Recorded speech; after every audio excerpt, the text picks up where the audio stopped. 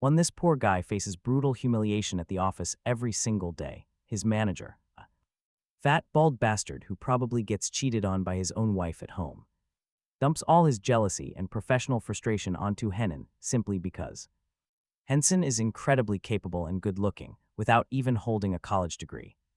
Our hero endured every shred of that abuse because he desperately needed the paycheck to fund his younger sister's medical treatment. She was paralyzed from the waist down after a terrible truck crash ruined their family. Completely exhausted, running on fumes with barely any sleep, he purchases a virtual reality pod, the kind used for the most popular online game in the world, but he did not buy it to play or become the top-ranked gamer to earn cash or to have any fun. He bought it simply to find a place to lie down and sleep in absolute peace inside that capsule. Time runs 5 times slower. Sleeping 1 hour inside allows you to wake up rested, as if you slept 5, so this guy works 23 hours a day and sleeps 1, and that is how his life has been for 6 years, except he forgot to tell the system one tiny detail: he was not there to play, yet the game system quite generously logged every single second of his sleep as training. 10,000 hours of rest later, the man who just wanted some quiet rest transforms, completely unaware, into one of the most overpowered legends in existence, all because of the insane abilities he unlocked while sleeping. But before we get to that, let us rewind together. This devoted brother and his sister are going to leave you absolutely speechless. Henen lived with his younger sister, Rowena, who used a wheelchair. 6 years ago, their parents died in a tragic accident when a truck crashed right into the family car. Rowena, only 14 years old at the time, witnessed the horror and lost the use of her legs. She carried a heavy burden of guilt because she had asked to stop at a store that night, believing that her request caused the accident. Still, Henson did everything he could to cheer up his sister, and his efforts finally paid off when doctors noticed physical improvements, and she began joking around with him again, thinking of her mental health. Henen followed a doctor's recommendation and bought her a virtual reality capsule so she could distract herself, later purchasing another one for himself as well. The big twist was that Henson used the technology in a completely different way. When Henson wakes up at 5 in the morning inside the game, he nearly tumbles backward from shock. Opening up his status window, he sees that the time he spent resting has turned him into an absolute beast. While an average player starts with 5 points in each attribute, his stats are astronomically high due to his Descendant of Thanatos class. Realizing that being this overpowered translates directly into real money, Henen begins calculating his finances. Since he has savings for 2 months, he decides that it is time to risk everything. After preparing breakfast, Henson takes care of his sister, who is secretly trying to walk again in real life, fully inspired by the freedom she experiences in the game.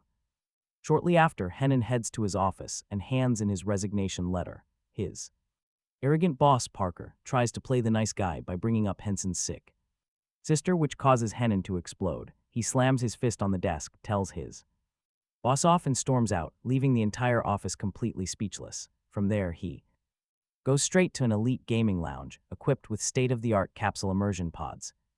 Once inside, he discovers that having a divine class means he requires 5 times. He needs way more experience to level up than regular players, but on the bright side, he is also 5 times stronger. Henson pays a massive fee to reserve the capsule for 9 hours and dives straight back into the virtual world, checking his class more closely. Henen gets a major surprise. The description of Thanos is not about some dark, serious deity. Instead, it is a god who loves to play pranks, a wild force nobody can control, shown as a skeleton, wearing a cool leather jacket and holding a scythe, sitting on his in-game bed. Henen gets ready to open his skill book and see what his 5 starting powers actually do. Reviewing his new abilities, Henen realizes the Descendant of Thanatos class is way more broken than he first thought. First up, the Narcolepsy of Thanatos skill lets him gain stats simply by taking a nap. He also gets access to a divine shop where he can buy any skill or weapon, and they are guaranteed to never drop even if he dies. Plus, with Nightmares of Thanatos skill, Henson can wield absolutely any kind of weapon, basically turning him into a one-man army. But the second he officially enters the game, that narcolepsy skill triggers, automatically knocking his character completely out on the spot. This turns out to Be a huge waste of cash, since Henen paid a fortune for that immersion. Capsule only to stay online for 12 minutes before logging right back out since. His character was scheduled to snore for nearly 12 hours, as a frustrated. Henen heads back home. A big secret about his sister Queen comes to light. She has been doing physical therapy and can already stand on her own. In fact, Queen makes so much money gaming that she covers her own medical bills. She tried telling Henen before, but because he was so disconnected from tech and totally buried in his job, he assumed she was just playing around. Queen kept her recovery a secret to surprise him, which even her doctor found pretty amusing. When Henen gets home and shares that he quit his job to play full-time, he expects a massive lecture, but his sister basically celebrates instead. Henson explains his grand plan to support her by playing, but Queen reveals she is already rich in game and has paid for her own treatment. For ages, she reminds him that he just never listened when she tried to tell him before. Henen is shocked and deeply moved to realize that despite her sickness, his sister was secretly taking care of him. After giving her a classic protective brother scolding, the two make a bet. Since Henen holds an incredibly powerful divine class, he promises that he will crack the top 100 rankings in 3 months. Queen, a veteran who knows just how brutal those leaderboards are, laughs and says in under a month, he will be begging for her help, keeping his secret class hidden. Henen accepts the challenge and jumps straight back into the game. Returning to the game, Henson learns that he slept for 58 hours straight in the real world. Because of this, his stats shot up drastically, making him realize that sleeping is actually his best training method with this class. Shortly after, he enters the tutorial stage, while normal players struggle to survive. Henen clears the test by obliterating the training dummy with one blow. The system shattered the speed record, rewarding him with the Monster Rookie title, alongside a massive experience bonus that wiped out his class penalty. Now he could level up normally while keeping the strength of a god. Once the tutorial ended, Henen decided to visit the starting village. It was notorious as the absolute worst zone for beginners, since it crawled with elite orcs and acid slimes. When he arrived, the gate guards, one named Smith and the other also called Henen, immediately felt pity for the newcomer, assuming he would get melted to pieces instantly.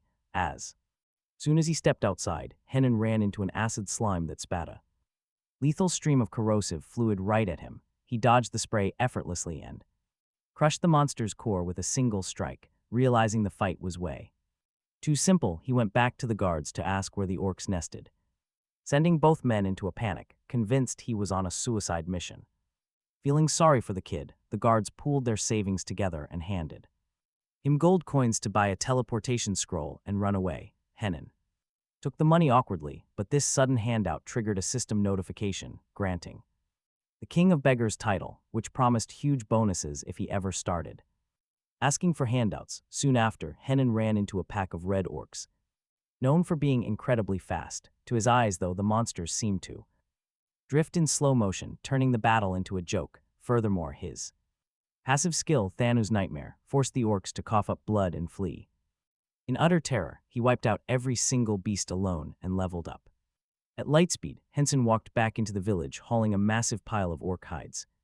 The sentries gasped to see him standing there, convinced he was a weakling who wouldn't survive. Henson asked where to trade his loot. Upon finding the merchant, he slammed 50 orc hides onto the table. The startled merchant gasped and asked if he collected these single-handedly. For his efforts, Henson pocketed 150 gold coins, worth $15,000 of real cash, after just 30 minutes of gameplay.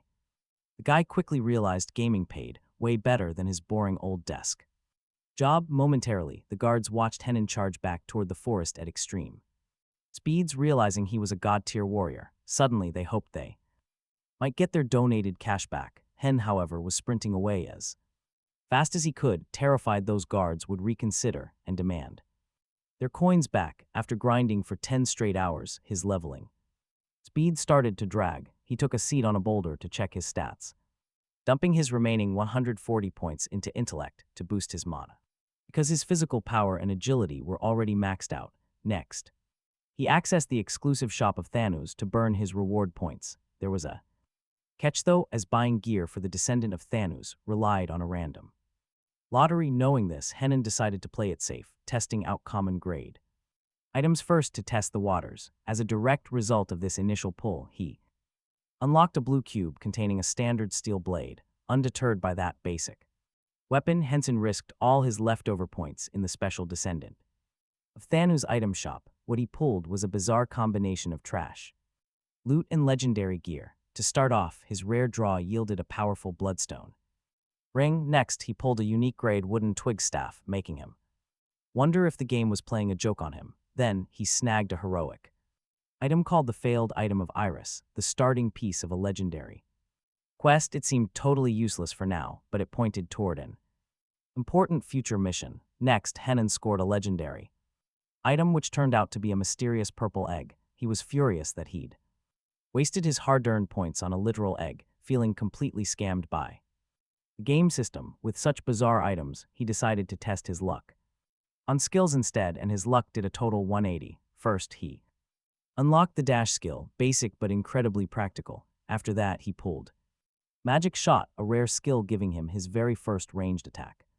His third skill was Berserker Song, a unique grade attribute buff. He also acquired Siren Seduction, a heroic-level distraction skill that he initially thought was kind of useless. Finally, he grabbed the legendary Chain of the Death God skill, the grand prize of this draw thanks to its massive area of effect damage. Armed with these new skills, Henen became insanely powerful. Meanwhile, back at the headquarters of the game's development company, the atmosphere was dead silent like a funeral. The monitoring team leader, a man named Cho, stared at Henson's match, completely unable to believe his eyes. His team noticed that Henen didn't just have an overpowered class, he also boasted insane character control. His reaction speed, at 0.1%, was basically superhuman. Cho actually started rooting against him, hoping Henson would draw awful items and trash skills to restore game balance. Cho knew that with this specific skill build and mechanical control, Henen would easily clear every single enemy in the orc village and discover a secret dungeon. Panicking, Cho ran to report this directly to the board of directors because Henen had shattered the entire game balance. Meanwhile, Henen remained perfectly chill, realizing his best move was to exploit narcolepsy for shop points, letting his passive sleepwalking ability grind mobs while he slept in the real world. He couldn't believe he had made so much cash in under 3 hours, though he still felt like a total rookie next to his level 331 sister. Spurred by sibling pride to hit level 300 in 3 months, he went to face the Red Orc village boss. His battle plan was brilliant. First, he cast his mermaid seduction skill, leaving the orcs completely dazed as they searched for the mysterious voice. Once they realized they'd been tricked and charged in a blind rage, Henson unleashed his chains of the death god. Absolute chaos unfolded as thousands of chains erupted, wiping out every single enemy at the exact same time. Just like that, General Kuroki Shakaki fell and vanished. Loot instantly showered the entire floor, and Henson leveled up so many times he felt dizzy. Following the clash, he uncovered a hidden entrance to the Orc Tomb dungeon. Since he was the very first to discover this zone, he scored a double experience bonus. Yet, it wasn't going to be easy. The tomb was crawling with ghosts. Since they lacked physical forms, normal attacks only dealt half damage, forcing Henson. He had to use his brain, realizing his magic shot counted as a critical hit against spirits. Armed with this knowledge, he started aiming at the knees and weak spots of those monsters, securing a guaranteed critical hit with every single shot. Meanwhile, far from the game, his sister Ren was focusing on her rehab. She took advantage of the fact that her brother was completely distracted by the game, training hard in physical therapy without him suspecting a thing. She still heavily underestimated the boy, telling her nurse that despite having a heroic class, he probably had not even passed level 5 and would struggle hard just to reach level 30. Ren was already thinking about what present she would ask for after winning their bet that he would never make it into the top 100. Meanwhile, Henen defeated the basic monsters and arrived at the mini-boss room. When he opened the gate, a skull totem glowed, summoning the vengeful ghost of an orc shaman. The monster materialized, screaming about demonstrating the pride of its warrior race. But Henen was only sweating from absolute excitement. He knew that defeating this mini-boss and the final tomb boss would easily push him to level 30. the exact milestone where he would unlock a new class skill, even though he was surrounded by the shaman ghost and its lackeys. Noticing that the enemies were getting smarter, Henen decided against using his chains of the death god. He wanted to keep this devastating skill as a trump card for the final boss. Dodging lightning and fire, he calmly analyzed the enemy's attack patterns. The moment the shaman ran completely out of mana, Henen smiled and sliced off the mini-boss's head. Afterward, he felt irritated with himself for wasting so much time out of pure greed instead of using those chains immediately. Still, he leveled up and descended to the second floor of the tomb. Meanwhile, the scene shifts to the overworked game control team. Behind the scenes, where everyone was completely exhausted, in the real world, 5 hours had passed, which amounted to 25 hours of in-game work. The staff started complaining about their brutal working conditions, but their boss ordered everyone to shut up and focus on Henen. The supervisor was highly intrigued since Henen possessed the Descendant of Thanatos class, which was created by Min, the development manager. This class was designed to be impossible to unlock, as nobody expected anyone to spend a fortune on a virtual reality capsule just to sleep and accidentally unlock that bizarre feature. Meanwhile, on Mount Par, an elite party containing the top-ranking players clashed with the Cyclops Lord in a brutal battle. The mage Sunny conjured a massive meteor, while the warrior Ren blitzed at high speed to slay the giant. Winning the battle secured them a fortune, gold and massive stat boosts. After the battle, Knight Kaiser asked why Ren had not joined them sooner. Sunny and the tank explained that she was hospitalized due to a sudden illness. Kaiser was visibly surprised by the news, showing quite a bit of interest and concern about her. Ren belongs to an incredibly exclusive guild called the Hero Guild, consisting of only 7 elite members. Their leader and Sunny possess 3 legendary classes, while the rest hold classes of heroic rank or above. Ren intended bring her younger sister into the party, especially since the young girl had reached level 50 in just 1 month. Everyone agreed the kid was highly talented and accepted, prompting Ren to log into her secondary crafter account just to support her sister. While all of this was going down, Ransom finally reached the final dungeon boss room. Karaka, the final boss arena, was massive, measuring 5 times larger than the last one. Ransom had a simple plan, intending to use basic attacks during the first phase and save his death god chains for the end. The real problem was that his class loved making everything so complicated. Just as the epic battle was starting, Ransom's narcolepsy kicked in, and he passed out right in front of the beast. In the control room, the manager assumed it was game over for the player, completely forgetting that Ransom had the sleepwalking skill. Because of this passive trait, his character was hijacked by Ya and began fighting on autopilot. To make things even better, he copied Ransom's flawless moves and optimized every single attack. In just 20 minutes, the boss Karaka was defeated, while Ransom kept sleeping like a baby. With the boss dead, a mountain of gold and rare loot dropped on the ground. In the control room, the previously stressed manager started laughing and celebrating, since that sleepwalking skill only worked while enemies were around. The moment the monster died, combat mode deactivated, leaving Ransom knocked out right next to his massive loot pile. Since secret dungeons have a strict time limit before they teleport the player back to town, every single item vanished right before the developer's eyes. As Ransom slept on, he cleared the entire tomb but walked away with absolutely nothing. Sometime later, Ransom woke up in his capsule feeling completely lost. Realizing the game system was actively trolling him, he chose to focus on the bright side instead. Spending 8 hours asleep in the real world meant 40 hours of sleep in-game, massively boosting his passive attributes. Shortly after, Ransom logged off to meet Jaewan, an old high school buddy running his own agency, making viral gameplay videos and food commercials. Jaewan explained that since in-game time sped by 5 times faster in reality, streaming live was completely useless. The real secret to making cash was recording raw clips and editing them. When Ransom admitted he was already playing, his buddy asked about his class, and Ransom revealed he had unlocked a secret divine class. Hearing this, Jaewan was completely shocked and gulped down his drink in one go.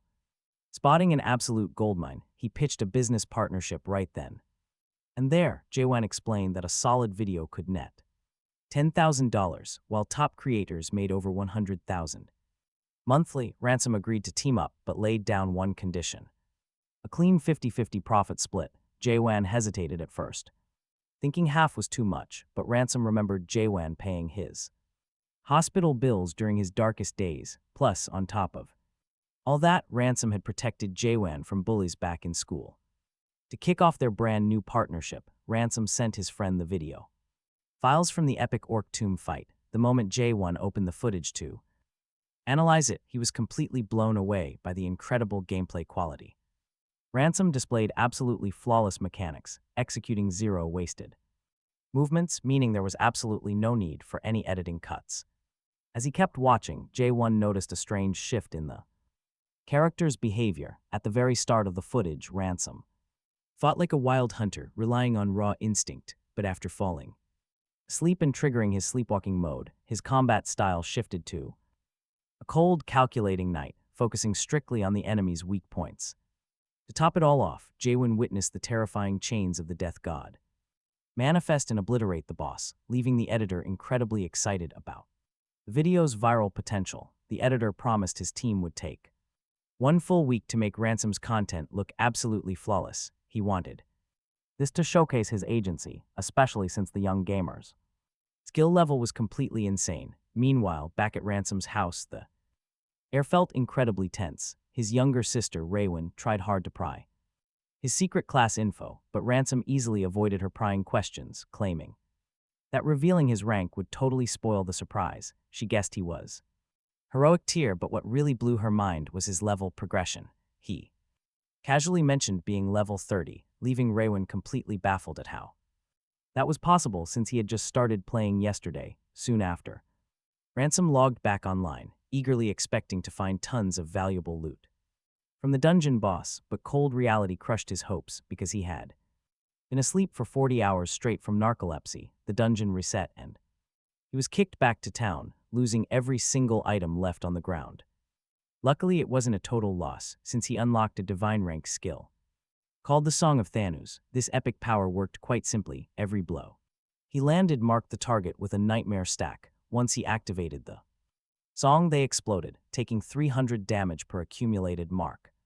Best of all, this didn't cost any mana. Realizing he lost his loot, he rushed back to the forest in a panic, desperately seeking the entrance to the secret dungeon, but the path was totally gone. The entrance guard just stood there watching Ransom panic until the boy tried to calm down and act cool. He comforted himself knowing that at least he didn't die, which would have locked him out of the game. For 24 hours, shaking it off, Ransom spent his points to equip Iris's first failed creation. The moment he attached the accessory to his blade, it gained a vibrant green aura, instantly transforming into an incredibly gorgeous new weapon. Bored of slaying low-level mobs, he popped a teleport scroll to reach the city of Rhea, an area meant for players from level 70 to 80. He arrived feeling super confident, but quickly hit a massive roadblock. The dungeons here required a team of at least 3 players, stranded and completely alone. In the busy city square, Ransom started shouting to find a party to enter the Luim Cavern. Right then, Ren, the highly skilled leader of an elite, a top guild master, using her ult to count Riina to power level, happened to be passing by. Hearing Ransom shouting, she wondered if he was a pro's alt count trying to practice complex controls, so Riina decided to approach Ransom, taking off her mask to introduce herself, and asked if he was looking for a party, explaining she already had a partner, which meant that adding him would complete the 3-player squad. Judging by his high movement speed, she figured Ransom was around level 70 or 80. Ransom accepted the invite instantly, knowing full well that the dungeons of Rhea could only be cleared with a party. Before meeting Riina's sister, Ransom stopped by the blacksmith to buy a brand new steel sword, although the appearance of the weapon didn't change. Because of the failed Iris item he had equipped, his damage output doubled, leaving him ready to face level 120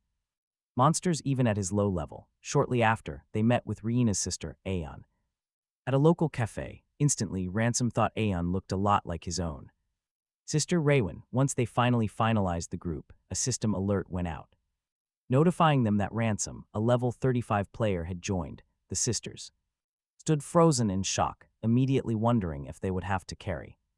Such a weak player, Riina wondered how someone at his level could run at the speed of a level 80 player, quickly realizing Ransom must possess a legendary class. Feeling extremely embarrassed, Ransom could only scratch his head, fully expecting to get kicked out of the party. However, Riina became curious about his insane attributes for such a low level and decided to test his skills in battle. Ransom then asked to record the hunt, explaining he was a rookie content creator, and the sisters agreed. He stood up excitedly, ready to start immediately, leaving the two of them confused because he wanted to go in without making any plans for the monsters. Ransom simply replied that playing by a script was no fun, and that it was better to just dive straight into combat. Once they arrived at the Lighten Cave, Aeon warned Ransom to stay sharp, promising that they would help him if things got too dangerous. Little did they know, Ransom didn't actually need help, but rather just needed a quick nap, so his built-in artificial intelligence could clear out all the enemies solo, even. So the vibe remained tense because in dungeons of that type, it was common for veteran players to let newbies die just to hoard the rewards themselves. Aeon brought up this threat, but Ransom calmly replied that it was only fair to show what he could do since his level was so low. Right after they entered the Lighten Cave, which was fully accumulated, meaning nobody had cleared it in a long time. Due to this, the monsters were 20% stronger, but the experience points had a 50% bonus. This was the perfect chance for Ransom to shine. He turned on recording for his video channel and put on a magic mask, which he considered to be his lucky charm. He stretched before starting, and when the first monster, a fierce wolf humanoid, lunged forward, the sisters panicked. Surprisingly, Ransom didn't draw his sword or tried to dodge, making it look like he'd die instantly, but the situation quickly flipped. First, he pulled off a perfect counterattack while unsheathing his blade, then he landed a ridiculous critical hit without even aiming for a vital spot, relying purely on raw technical skill. Finally, he ended the duel by using the Song of Thanatos, blowing the beast apart with dark energy. Ransom didn't stop there, bolting forward at a speed that the sisters couldn't even keep up with. He pulled this off without using any active skills, relying entirely on his stat points. He stood before 3 werewolves at the same time, landing such surgical strikes that one of the beasts actually turned green with agony, hallucinating from the passive effect of his Thanatos weapon. Just like that, he wiped them out before the girls could even get close. By the time they caught up, Ransom simply spun around and asked if they could start the actual hunt now. He was enjoying himself so much, he started experimenting with hip rotations to boost his physical damage. He was amazed to find that his new sword totally outclassed ordinary weapons, making him feel like a kid who just got a shiny new toy. Moments later, he noticed that one of the monsters was actually terrified of him. He was so intimidating behind his mask that the game's code made the monster shiver in pure terror. While gathering the loot, which included a spear he wanted to sell, he stepped back to watch Aeon fight. He had to admit, she was incredibly skilled with dual blades, wielding them smoothly for both offense and defense. Since she was handling things so well, he chose not to step in and hurt her gamer pride. Meanwhile, over at the castle of the Hero Guild, an elite gaming group consisting of only 7 top members, Sunny was feeling bored. Kaiser was out hunting other players while their defense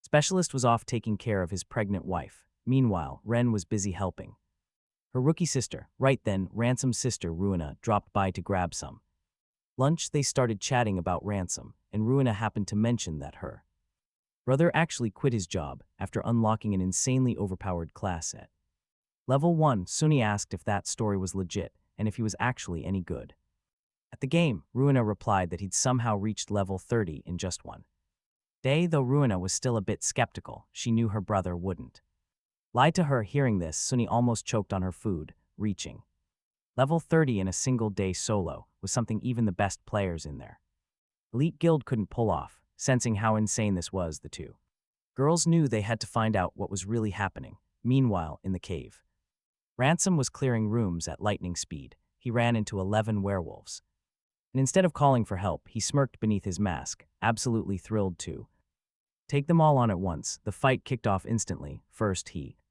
fired a magic shot to pierce the beast's flesh while running, and then he charged straight through the pack, dodging every incoming blow. Lastly, he tagged the monsters with his nightmare charges. Next, he triggered the Song of Thanatos, making every single werewolf burst into experience points at the exact same moment. This massive wave of XP pushed Ransom straight to level 40.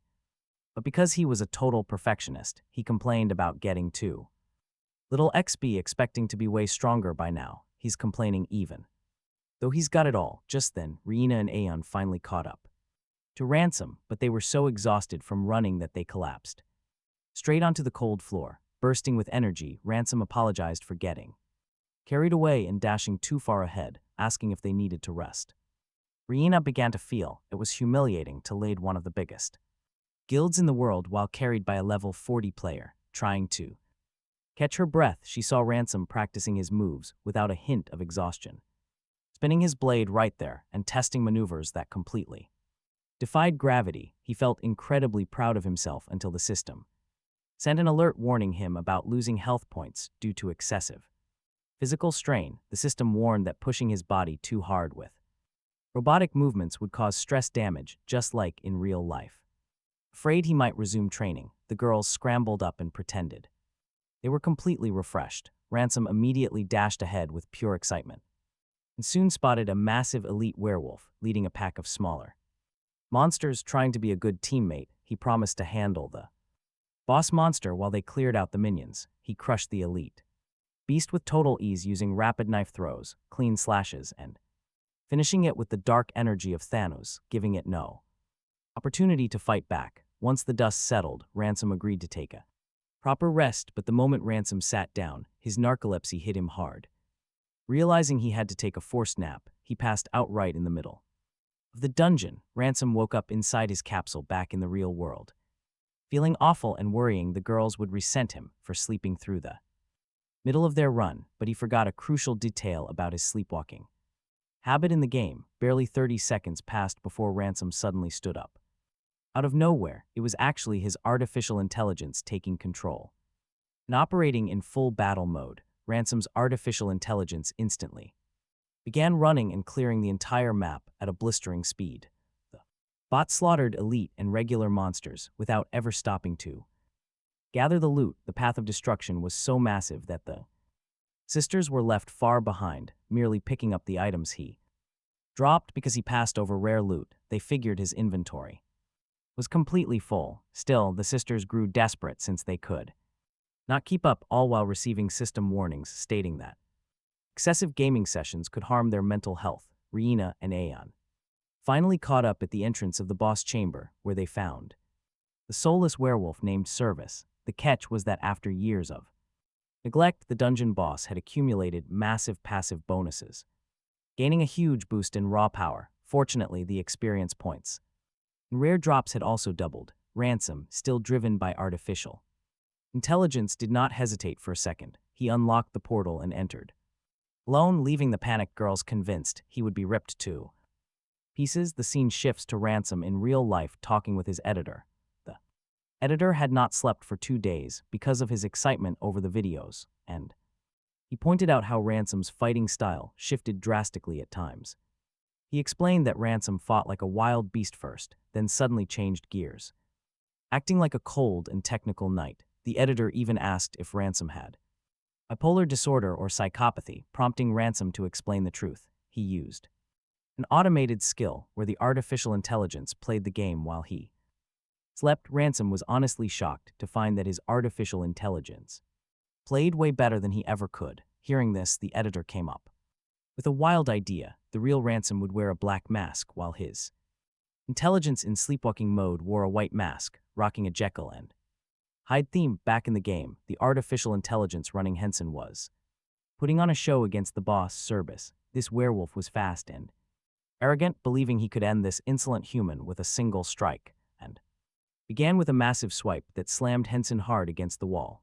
The sisters Ren and Yun thought it was all over, but the artificial intelligence used that very impact to set up a masterclass counter. He fired magic bullets and used the beast's own shoulder as a platform to jump and shift his trajectory midair. Meanwhile, the sisters watched everything, completely unable to believe the flawless precision of Hensen's movements. Service grew furious, vowing to rip his opponent into 1,000 pieces. However, Henson, now piloted by the artificial intelligence, began playing mental chess.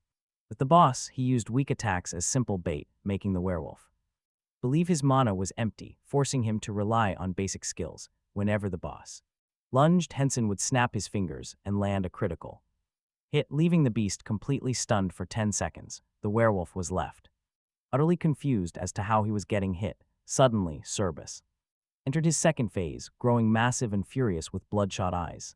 The sisters continued to watch in awe, realizing that even though the boss was slower, dodging those heavy attacks would still be impossible for any normal player. Henson, however, used the monster's size against him, leaping onto the beast's shoulder to build momentum and vault away. Ren quickly figured out his strategy, realizing Henson was firing black bullets solely to rattle the boss emotionally. When Cerberus finally froze in fear, Henson activated his Death Sabbath skill. The boss fell into a trance, plunged into an illusion of death, and was ultimately bound by the chains of the god of death. With that, the battle was finally over as Cerberus crumbled into dust.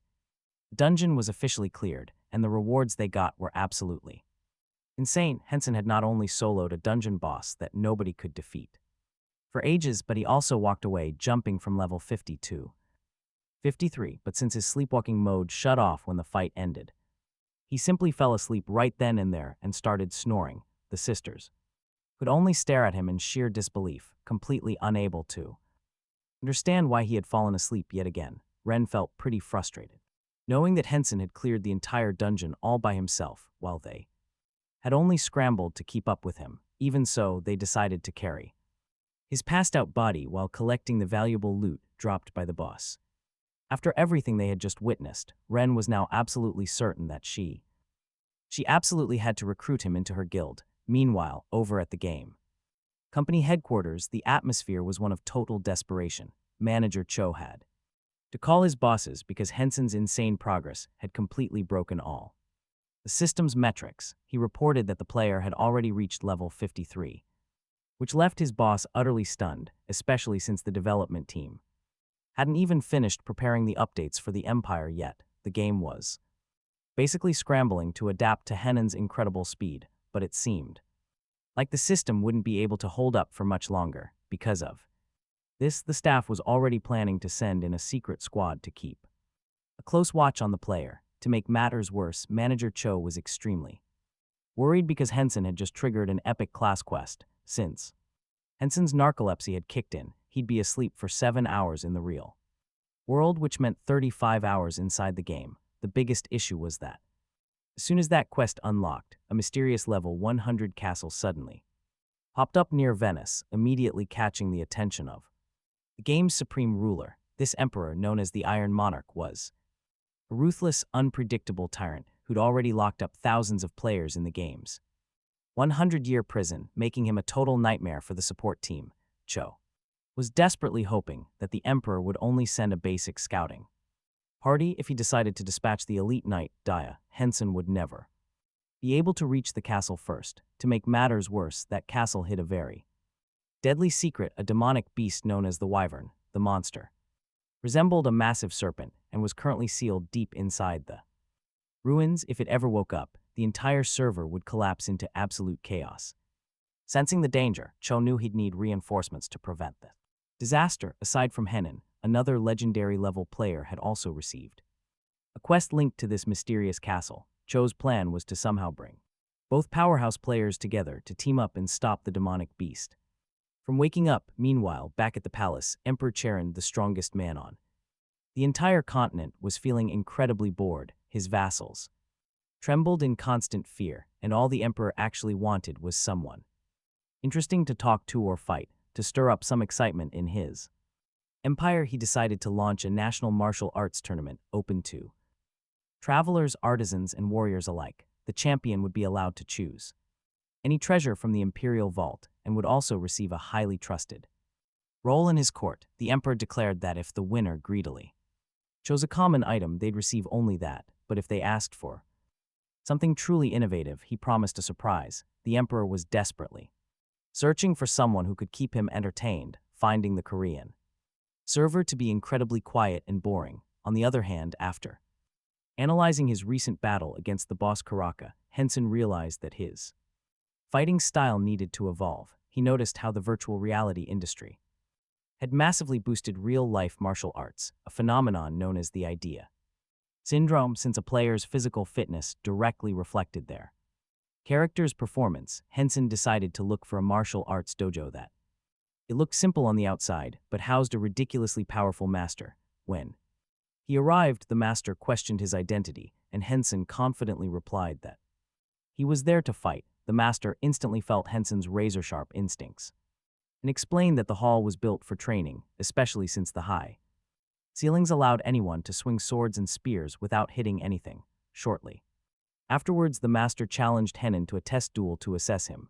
Henen chose a sword similar to his weapon in the virtual world, mentioning that he had practiced kendo as a child. When the match started, the intensity spiked instantly. The master lunged aggressively with his spear, but Henson refused to back down, rapidly blocking and dodging strikes aimed at his head and legs with incredible agility. The master was highly impressed by this display, noting that Henson's technique was absolutely flawless, though he still lacked the physical stamina required for a long fight.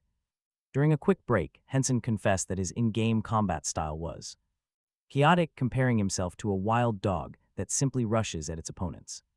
Understanding his style, the master suggested that he should use a long sword in his right hand and a dagger in his left. This way, Henen could use the sword for main attacks while using the dagger to protect his blind spots or throw it at enemies. Henson loved the idea since the lightweight dagger perfectly matched his high speed. Meanwhile, the focus shifts to Riina, the guild master who just defeated the Wolf King entirely on her own. Instead of celebrating, she felt frustrated and realized she had been arrogant, making her worry about when she would meet Henen again. Riina and her sister sat waiting on the dungeon floor, watching over Henen's avatar, which was still totally passed out. Her sister asked how long he would stay like that, and Riina admitted she did not know, all while the two guarded the player, who was actually still busy training in the real world. Losing her patience, Riina shook Henson and yelled at him, but he did not wake up at all. Due to the excessive amount of inactive time, the game automatically disconnected his avatar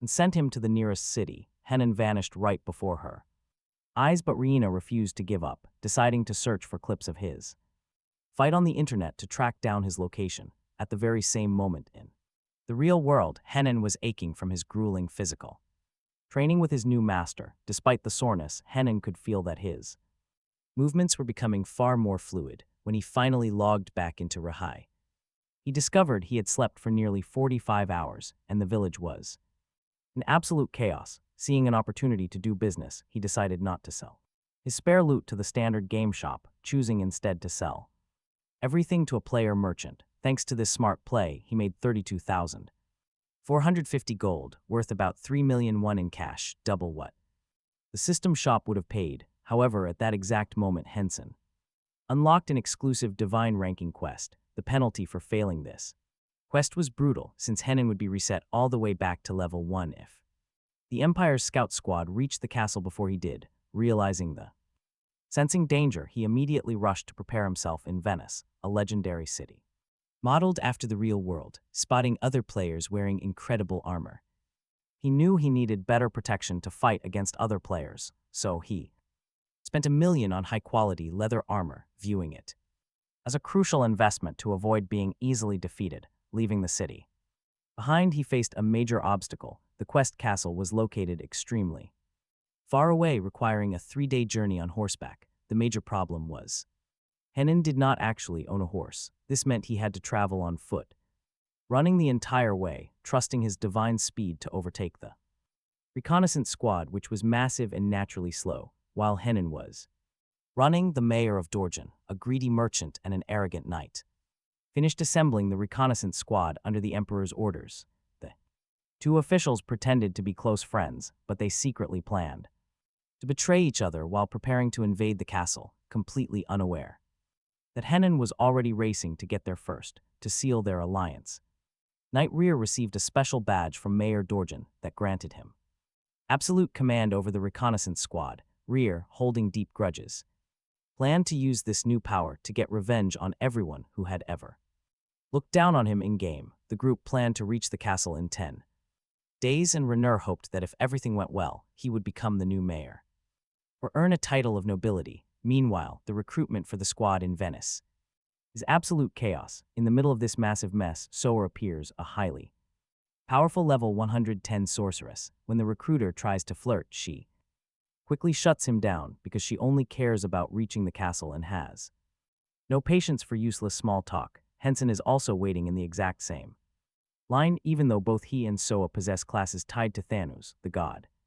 of death. They do not notice each other. Henen is completely distracted thinking about his new powers, paying zero attention to his surroundings. Back in the control center, Manager Cho gets incredibly tense when he notices that two players with the exact same class are in the same location, but fate is simply not working to bring them together. Sora is on a mission to prevent the resurrection of Ivern, while Henen is focused on searching the area for clues. When Henen finally signs up for the group, his blunt and direct attitude deeply irritates the recruiter, who happens to be a member of the Superhumans Guild. Henen immediately realizes that the guild is scheming.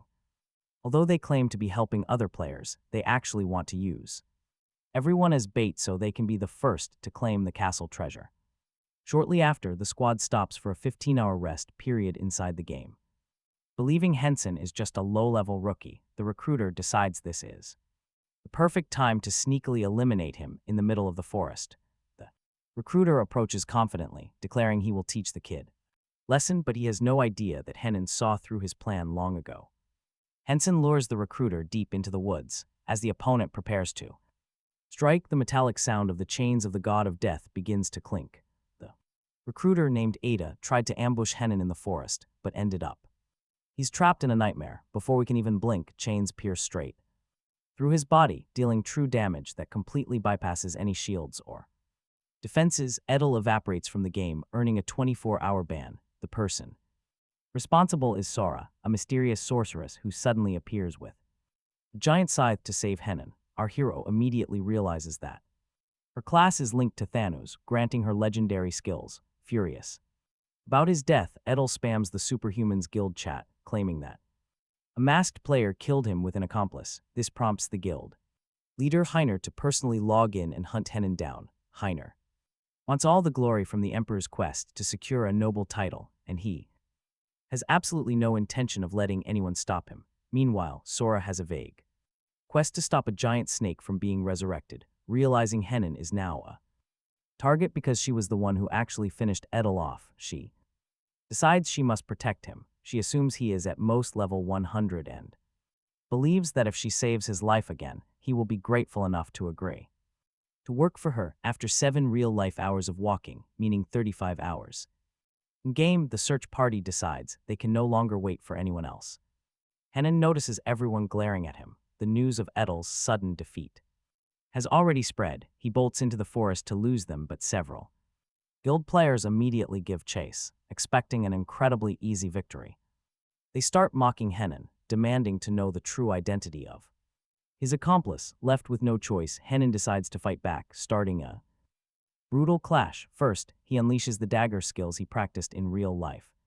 Pairing them with the nightmare effect, he quickly slices through his opponents using rapid attacks and poisons. Here we see him discover that eliminating rival players grants him permanent health points, thanks to the passive power of Thanatos. He easily defeats everyone who tried to ambush him. By the end, he silently thanks them for the amazing footage that will bring in views. He feels quite proud of himself for slicing an arrow in half to avoid trouble. Back at camp, he slips off the mask of Thanatos, searching through the items dropped by the dead players. He finds a treasure and scouting map, which means he no longer needs the slow search party of the Empire. Henen drops the official quest and vanishes into the fog, leaving Sora totally baffled by how he could fight so well and slip away so quickly. The sorceress decides to follow him from afar and is shocked to watch him obliterate 3 elite monsters in mere seconds just by walking right past them. She notices his control is at a pro level and his skills must be at least legendary tier. With this, she decides that if she ever creates a guild, Henen must be her very first recruit. Meanwhile, at the Superhumans Guild, the leader Henen is furious to discover that his men have been wiped out and the map stolen. Knowing the map does not Guarantee Henson will arrive first. Hiner decides to log out for 2 hours. To rest, planning an elite squad of 5 players between level 150 and level 200, focusing on speed. Their goal is to intercept Henen before he reaches the castle. As we'll see, Henson runs for a day and a half in game and realizes he was being hunted, but then he noticed the tracks of 5 to 10 high-level players. Instead of running, he actually smiled. He had plenty of karma points saved up from the quest, which allowed him to battle without worrying about penalties. Plus, he remembered that player versus player combat videos always pulled in massive views. Shortly after, Henson located the camp of Hiner's elite squad. Those players were completely underestimating their opponent, mocking the rumors of him slicing arrows as lies and calling their own leader a total coward. Suddenly, Henen stepped right out of the shadows and triggered his taunt skill. Instantly, the 5 elite fighters lost control of their own bodies, charging straight toward Henen without being able to use. As they rushed forward in panic, Henen triggered his nightmare effect, leaving them trapped in vivid hallucinations and agonizing pain for 5 seconds. He did not just defeat the low-level lackeys of Hiner, he completely traumatized them. Activating the power of Thanatos, he locked down his targets, leaving them drooling and shaking as they dissolved into dust. Hiner, the head of the Superhumans Guild, attempted to fight Henen, but his opponent immediately began messing with his head. Henson kept slipping in and out of combat, trapping Hiner so he could not escape or log out. When Henson finally chose to end the match, he deleted Hiner so brutally that the guild leader was hit with a 5-day lockout from the server. Later, back in the real world, Henson grabbed dinner with his sister, Ruina. She was exhausted because her own guild master, Ren, had begun grinding levels at a crazy pace, clearly trying to catch up to Henson without even knowing it. Ruina urged her brother to sign up with her squad, promising that not all players were toxic like the Superhumans Guild, but Hen, holding onto his big brother pride, turned her down for now. He figured he did not want to become a burden to her with his low-level character, choosing to level up on his own first so she could look up to him. Later, while Henen was working out at the gym, he overheard locker room talk about the collapse of the Superhumans Guild. The player community found out they were using beginners as shield bait while exploiting everyone else. On top of that, Hiner and his officers had gone quiet after the forced vacation Henen handed them. The entire guild started to fall apart, and players were leaving in droves since no one wanted to be linked to such a ruined brand. Meanwhile, Henson's video editor, Jaewon, uploaded the fresh footage of the mysterious player slicing an arrow. The video became an overnight sensation, shattering records with viewers calling Henson's combat style both brutal and brilliant. The real surprise, though, was at the gym. Henson's personal trainer was stunned because Henen was mastering spear and sword skills at an unreal pace. The instructor couldn't help but feel that, even ignoring his virtual achievements, Henen was an absolute beast in the real world too. Due to this, their sparring session turned dead serious, and the coach warned Henen to brace himself. The master unleashed a real assault, but Henson defended himself, blocking every incoming blow. The workout got so brutal that Henson's hands started to bleed from the heavy clashes against the instructor's spear. Concerned by Henson's obsession, the master told him to freeze, but Hen just smiled, saying that he was actually having a blast. He wanted to turn those cuts into calluses quickly, to build up his stamina, making his instructor laugh and realize just what he was. It was far from normal. Later, while grabbing a snack with his sister and the nurse, their conversation drifted to their YouTube channel. Jaewon, their video editor, had requested a catchy channel name to blend Ransom's 2 unique fighting styles, which basically mirrored the Jackal and Hyde concept. That's when the nurse suggested the name Ashura, explaining it was inspired by an old cartoon character split right down the middle, while also referencing a 3-faced, multi-armed god.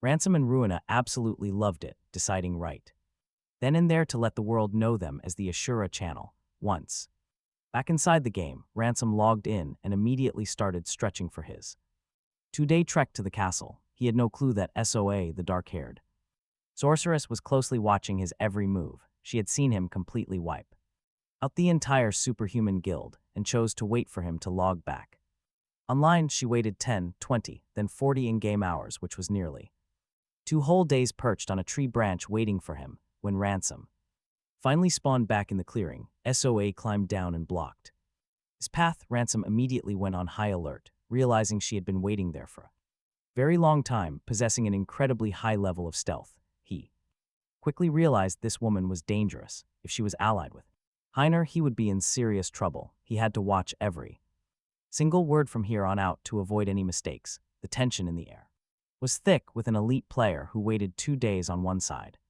and a sleepwalker who just wanted to reach the castle on the other. Knowing that hostility wouldn't help, Ransom tried being diplomatic to figure out SOA's true motives. She claimed her job was to block anyone from entering the castle, but Ransom could sense she was holding back her real motive to start a conversation. He remarked her actual mission was likely linked to Waver. SOA was visibly shaken by this, causing the tension to rise even higher. When Ransom activated the Reaper's chain, the sorceress was left completely stunned, since only one player could own a legendary class skill. She couldn't comprehend how Ransom possessed the exact same ability as her. Ransom explained his class was also tied to Thanatos. Since the god of death was their ultimate boss, it made sense he'd have more than one legendary disciple under his command to prove his alliance. Ransom handed SOA the map he took from the Superhuman Guild, since he had already memorized the entire route. Giving her the map was just a smart gesture to earn her trust. Once SOA admitted she'd been tracking him for a long time, they started chatting and complaining about how annoying their class actually was. Both agreed they lacked decent offensive skills, and that their spell cooldowns took a literal eternity to reset. On top of that, the worst part was Thanatos being the god of sleep, making players pass out at the worst times instead of giving them actual useful abilities. Ransom realized SOA was genuinely good-natured and highly confident. Because of that, he decided to hide the fact his class wasn't just legendary, but literally divine. According to their hierarchy, he was a direct descendant of Thanatos, which technically made him her superior. He felt quite relieved to know, since she was his subordinate, there was no need to wipe her out. Once things settled, Ransom revealed his real name and unmasked himself. Soa was instantly mesmerized by his good looks, thinking he was incredibly handsome. With those looks and skills, he would never have to struggle to succeed. They officially became allies in the game, sprinting for 25 consecutive hours toward the fortress. Soa noticed that Ransom never even broke a sweat, showing off an impressive level of physical stamina. Upon arriving at the castle, they stood face to face with a glowing emerald magic barrier, followed by a system message warning them that only the Descendant of Thanatos could enter. Soa was blocked at the gate and forced to wait outside while Ransom went in to make sure no one, especially Henen, disrupted his path. She activated her defenses. She deployed a territory skill, summoned a shadow army, and stood guard with her massive scythe ready for any intruders. Meanwhile, inside the castle, Ransom met Wyverner, a massive 100-meter-tall beast. However, the first challenge was no fight. It was a written exam. A desk, chair, and paper appeared, and the system ordered him to answer, warning that the trial's difficulty would spike if he failed. Instead of reading them, Ransom skipped every question to go straight for the hardest path. He figured it was far better to just jump straight into the fight, but the system showed no mercy. As time expired, the difficulty maxed out, and the Wyvern woke up in a total rage. Things escalated fast as the beast began glowing red. The monster's body cracked under sheer pressure, and it was unbelievably fast for its size. Ransom now had 1 hour to survive or defeat the mess he'd made worse through pure stubbornness. The battle began with intense tension, and the Wyvern's spinning strike rattled Ransom's entire body as the massive beast tore the arena apart. Realizing he needed maximum mobility, he stripped off all his armor, stashing it away to lighten his load. He then poured every stat point into resistance, downed an elixir, and began hiding behind the rubble. The Wyvern prepared to blast him, but Ransom cleverly activated Siren's call to distract the beast and barely escaped while he struggled. In battle, the scene shifted to Inferno's offices. Manager Cho and his team were completely panicking. They revealed this beast wasn't the actual Wyvern, but merely a clone. Yet, even as a copy, it was nearly as strong as the original. Cho panicked because if Ransom defeated this maximum difficulty challenge, he'd receive overpowered items and skills that were never meant to exist yet in the game. The anxious manager was praying that Ransom would simply hide instead of slaying it. Meanwhile, Ransom noticed the Wyvern struggled in close-quarters combat, prompting him to activate Thanos' knock, tearing into the monster with a deadly sword and dagger. Combination, he quickly located the wyvern's weak spot, a trait shared by all dragons, even. Though the massive level gap reduced his stun duration to half a second, Ransom remained quick enough to land a clean blow every single time. However, time was quickly running out. With 10 minutes left, the clone entered absolute rage mode. The beast gained total immunity to debuffs, an unstoppable state lasting for over a minute. Suddenly, it began charging a devastating fire breath, but Ransom quickly canceled. With another siren's call, realizing this was his final shot, he went all in. For the finishing strike, completely ignoring the danger warnings, Ransom knew a single hit would end him, so he triggered Berserker's Song, granting himself invulnerability for a minute. Stacked with Thanen's Nocturne, in a wildly genius move, he flew right into the wyvern's jaws and finished it from within, triggering a flood of level-up alerts. He stepped out of the smoke, grinning under his mask. Next, Ransom was teleported to the reward room, encountering Thanos' apostle as a hologram. The entity revealed that if Ransom had fled from the beast, he would have only received basic loot, but beating the clone proved he was the true descendant of Thanos. Ransom, however, grew irritated upon realizing this was the jerk behind those written test questions. Ransom immediately wanted to give the apostle a solid beating when they met in person. Meanwhile, at Inferno headquarters, Manager Cho was near a complete nervous breakdown. Ransom had unlocked Thanos' lucid dream skill, which carried a brutal penalty, slashing his experience gain by 50%, making his level-ups painfully slow. To level up, on the bright side, a massive advantage allowed him to buy legendary skills twice a month, while cutting his cooldown times completely in half. Cho felt a fleeting moment of relief, assuming the player would take forever to progress, but he quickly realized Ransom would easily bypass this drawback through sheer technical mastery of his powerful skills. Defeated by this reality, the manager simply walked out of the office and begged everyone to leave him alone, having entirely surrendered his will to fight against fate. Back in the game, the castle began crumbling after the dungeon was cleared, forcing Ransom to run. Outside, he found Soa waiting for him, assuming he had failed since the entire fortress had suddenly vanished, but they quickly realized that both of their quests tied to the exact same apostle. While Soa walked away with decent rewards, Ransom hit the ultimate jackpot with the loot dropped by the clone of Ivern. His rewards for conquering this dungeon were legendary. First, he claimed a legendary skill book. Second, he received the Desert Mirage shoes, which let him summon a clone to escape danger or trick his enemies.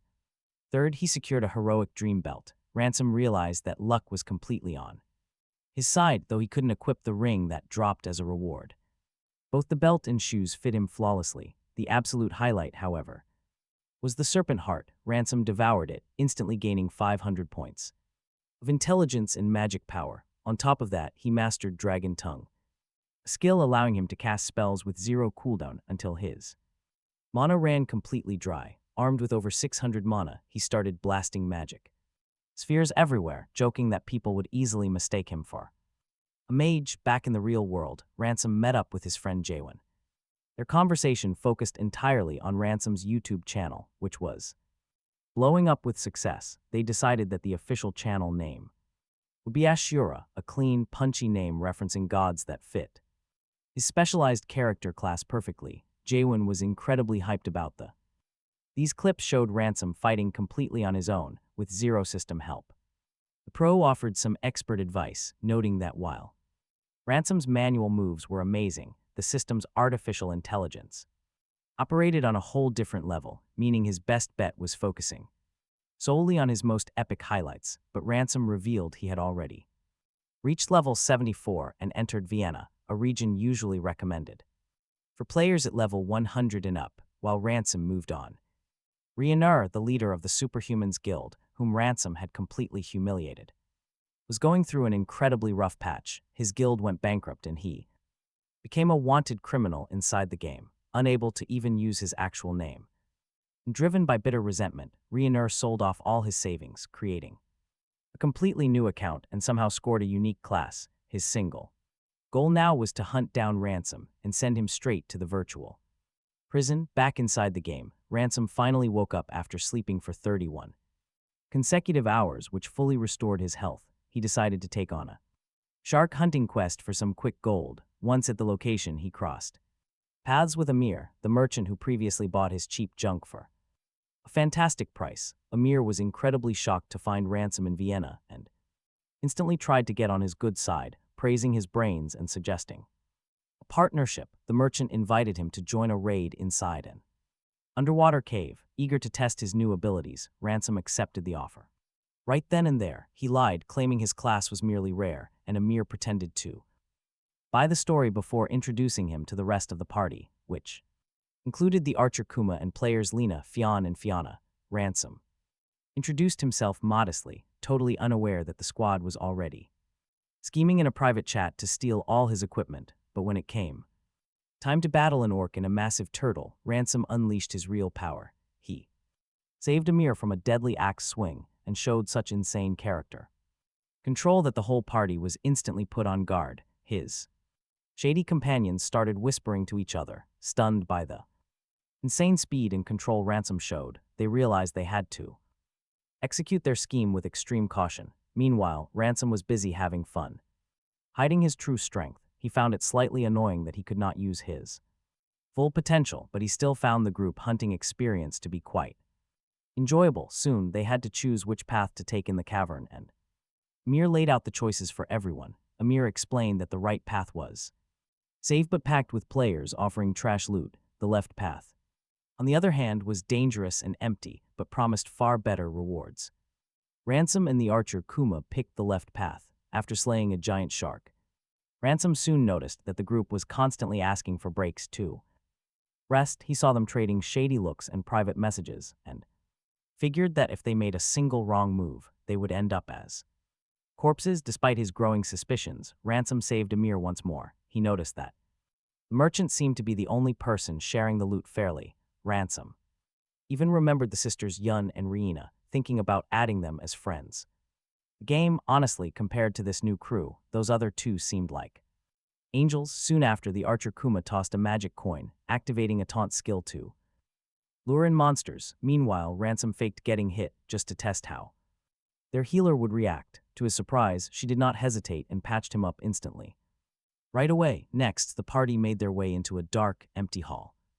Kuma used his specialized archer sight, halting the group and pretending he had discovered a hidden passageway by sheer instinct, claiming something felt off. Ransom saw right through the act. The archer clearly knew this place and was plotting a trap. The party had a devious, simple strategy in mind. They wanted Ransom to tank the region's boss alone, letting him burn through his energy before taking him out with accidental friendly fire and stealing all the rewards. With their scheme ready, they stepped inside to face the boss, a giant Loki.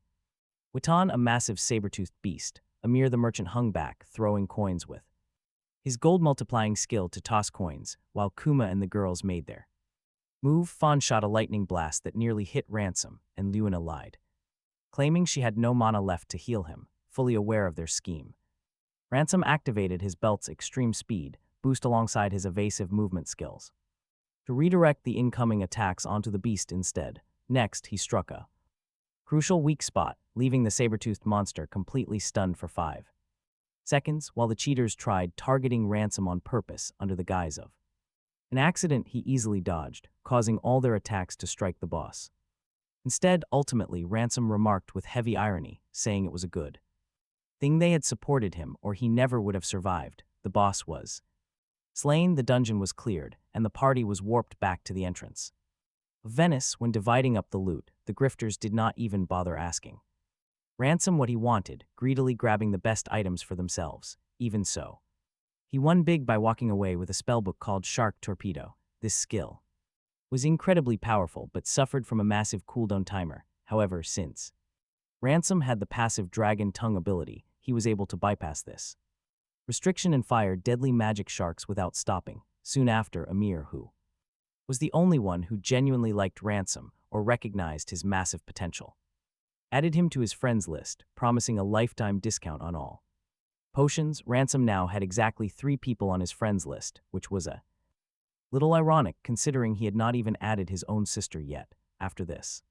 tiring run, he bid farewell to the party, thrilled with his new spell and ready to see how easily he could break the game's mechanics with his skills. Meanwhile, Kuma and Fawn lurked nearby, plotting an ambush against Amir. Taking full advantage of Ransom being gone, they had no idea that Ransom was standing right behind them. Revealing himself unexpectedly, he questioned why backstabbers never bothered to defend their own backs right after. That Ransom wiped out the entire squad of scammers, earning 150 points of negative karma, officially branding him as a villain in the game's eyes. Luckily, he uncovered a clever loophole in his divine class that allowed him to trade health points to wipe away his bad karma. Meanwhile, back in town, the cheaters waited out their resurrection timers, completely unable to accept that they were humiliated by a weaker player. They figured Ransom must have a hidden high-level ally lurking in the shadows. There was no way a level 80 player possessed such devastating magic, but while his foes cried over their defeat, Ransom was plotting to wipe them out a few more times, mostly for laughs and to grab their rare gear. Meanwhile, in the real world, the gameplay video edited by Jaewon blew up, hitting 30 million views and gaining 1 million subscribers incredibly fast. It even landed on the homepage of the official game website. It turned out Ransom's own sister, Rowena, was seriously impressed by the footage, especially the insane shot of the arrow getting sliced in half. She had no clue the player, Ashura, was actually her brother sitting right beside her. She asked if he knew the video editor. Wondering if he could recruit Ashura into her guild, Ransom promised to ask, but warned her that a high-tier legend might not be so easy to convince. Riina also saw the video and froze in utter shock when she recognized Ransom's distinct sword and combat style. It hit her that while she was grinding hard in training, his growth rate had become completely absurd, showing off movements so incredibly smooth that calculating his true power level was nearly impossible. Desperate to recruit Ashura, she begged Rowena to shoot him a message, saying she wanted to return his cave dungeon items and add him as a friend. Ransom overheard everything while sipping his soda, quietly watching the drama unfold, since he saw right through her little game. If he agreed to meet, Ren would instantly realize that he and Ashura were the exact same person in an instant. Because of this, he swiftly changed the subject and told his sister not to get too excited, spinning a quick lie about how incredibly shy this player was. Meanwhile, in the Kane Empire, Emperor Karen was absolutely thrilled. The grand tournament would take about 40 days to set up, splitting the competitors, both local citizens and travelers, into 4 tiers. Deep inside the forest, a savage horde of monsters received a direct command to track and execute the Descendant of Thanatos, meaning Ransom wouldn't get a moment of peace to even finish his class promotion quests. Still, he finally gathered 100 reputation points and headed straight to the Pantheon to study the god Thanatos. The vibe there was completely bizarre, with guards shaking in fear and priests running away at his sight, while holy paladins avoided making eye contact. He was met by the local bishop, who was visibly sweating and shaking while sitting across from him. However, the real showstopper was Libby, the devout elite follower of Thanatos. He burst into the room weeping with joy, slamming his forehead against the stone floor until it bled, swearing his absolute loyalty to Ransom. Soon after, Libius guided him to a hidden sector of the temple, a massive, desolate space. Because nobody dared linger near the shrine of the god of death, Ransom tried to be respectful, but the panicked priest nearly died of shock, begging his master to never speak so formally to a mere servant. Over a hot cup of tea, Ransom questioned him about everything he knew regarding Thano. Looking dead serious, Libby solemnly declared that the great Lord Thanos was the mightiest of all deities. After 10 painful minutes of dead silence, a baffled Ransom asked if there was anything. Libby kept quiet, leading Ransom to assume the priest only knew that one line and was just some fanatic, non-playable character. But the reality was far more complicated. The Apostle of Thanos left a clear order for Libby to serve his new master and never leave his side, risking a curse. Being cursed, Ransom's jaw nearly hit the floor when he saw the priest was level 560. Since Libby could not attack directly due to the level gap, he could still offer buffs and healing. Ransom decided to use the old man for support until he reached level 100. Meanwhile, at the development company headquarters, the team leader survived on instant noodles and pure desperation. Ransom had triggered a major siege quest in Venice that was not even supposed to begin yet. She was stunned because the player was only level 85 and was leveling up way too fast. She predicted that If he defeated the siege boss alone, he would obtain upgraded gear and a unique skill. Furthermore, the Descendant of Thanatos would gain 2 skills at once. Upon reaching level 100, getting 1 passive and 1 absolute skill, panic set in as she realized that if he kept up this pace, no other player could ever catch up to him, breaking the game balance before the Imperial Tournament even started. The city of Venice was about to be attacked by an army of monsters empowered by the dark force of black dragons. These beasts sensed Ransom's energy as the Descendant of Thanatos and rushed in his direction like homing missiles. Ren also got the siege alert and dashed through the city. Knowing Ransom's playstyle, she knew he would definitely be on the front lines fighting monsters before anyone else showed up, and she was completely right. Ransom and Libby were already in the forest waiting for the horde to avoid getting surrounded by 1,000 monsters at once. Ransom had the brilliant idea of asking Libya's to divide and scatter the energy of Thanatos across the woods.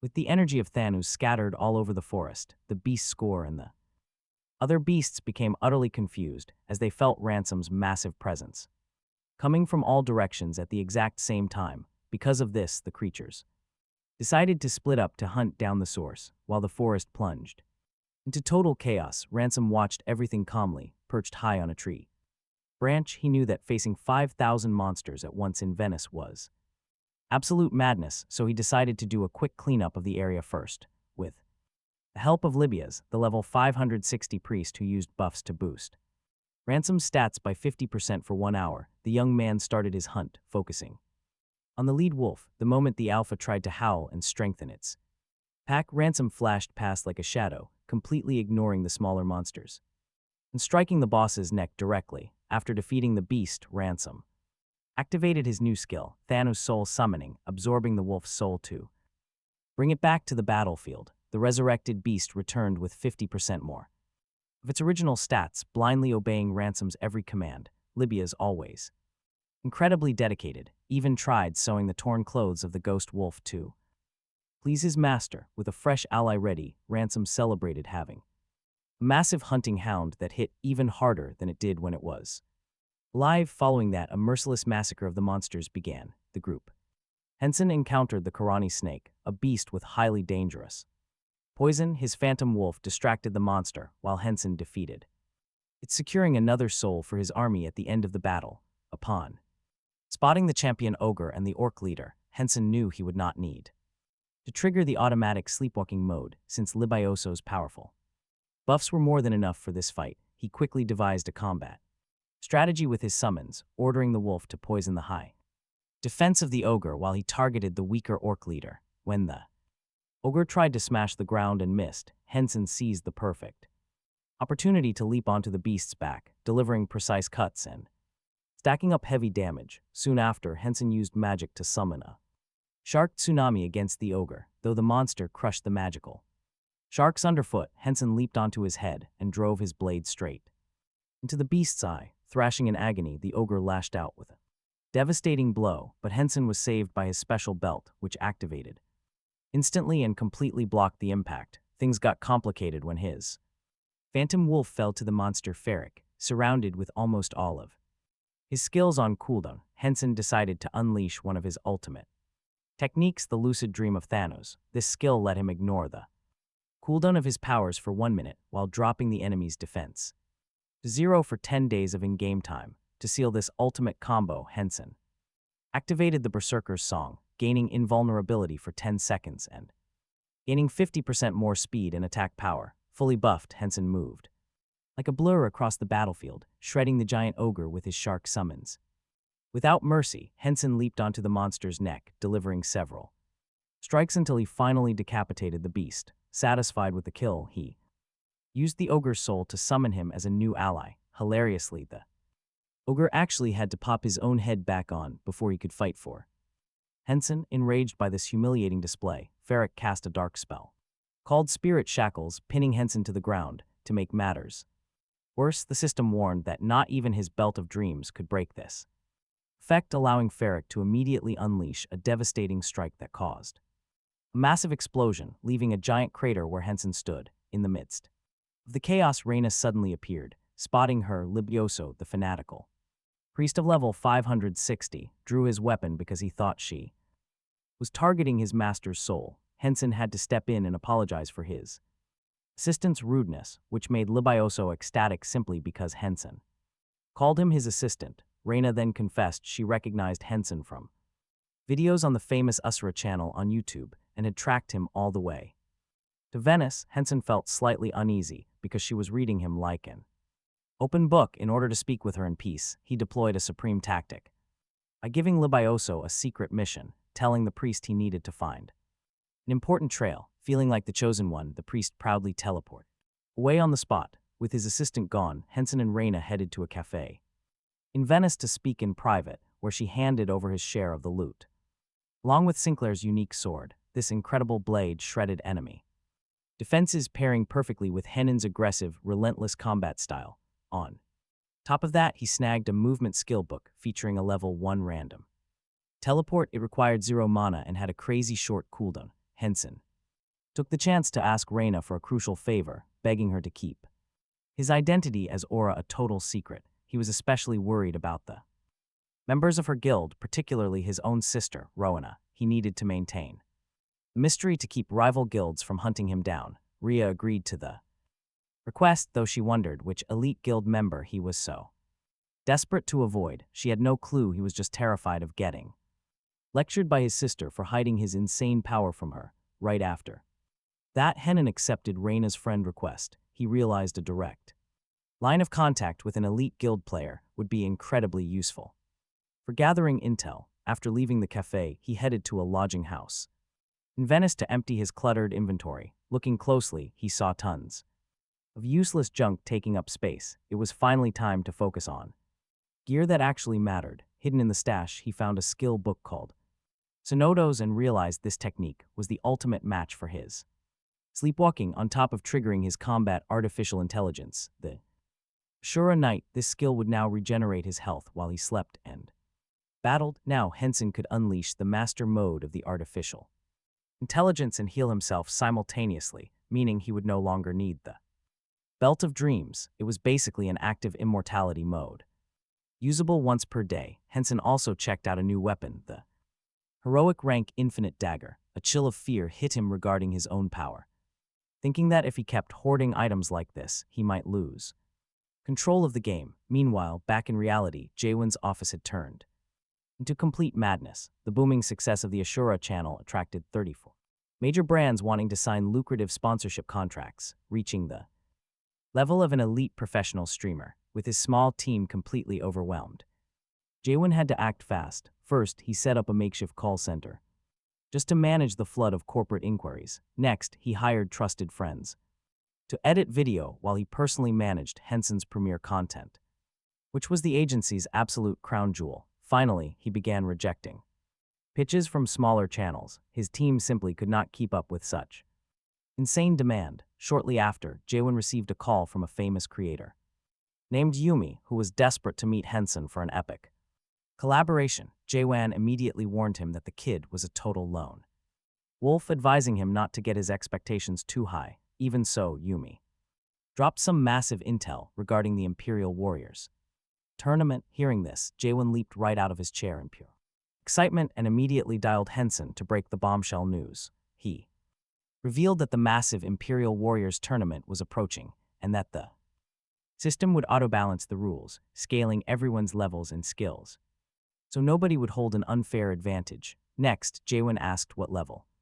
Henen gasped in total disbelief when he heard that he had already reached level 94. Jaewon nearly fell out of his chair in shock, since Henen was only at level 50 just a short while ago. Henson simply replied that his quick progress came down to patience and plenty of hard work. In light of this, Jaewon offered some crucial advice, suggesting he stop leveling up for now. If he hit level 100, he'd have to face pro Korean players, whereas at level 94, he could easily dominate weaker opponents. Henson then revealed he had recorded 2 new videos, including one from when he was still level 50 and another 20-minute clip of him wiping out an entire monster army in Venice all by himself. Jaewon was utterly confused, asking if Henen was the one who stopped the attack in Venice. Henen calmly explained his mission was to lure the creatures and save the city from ruin, so he decided to eliminate the four horde bosses all on his own, even commenting that he found the video a bit boring because those monsters were just too weak, putting the game aside. Henen took his sister Rowena to the cinema. He felt a wave of melancholy, remembering that the last time they were there was 5 years ago.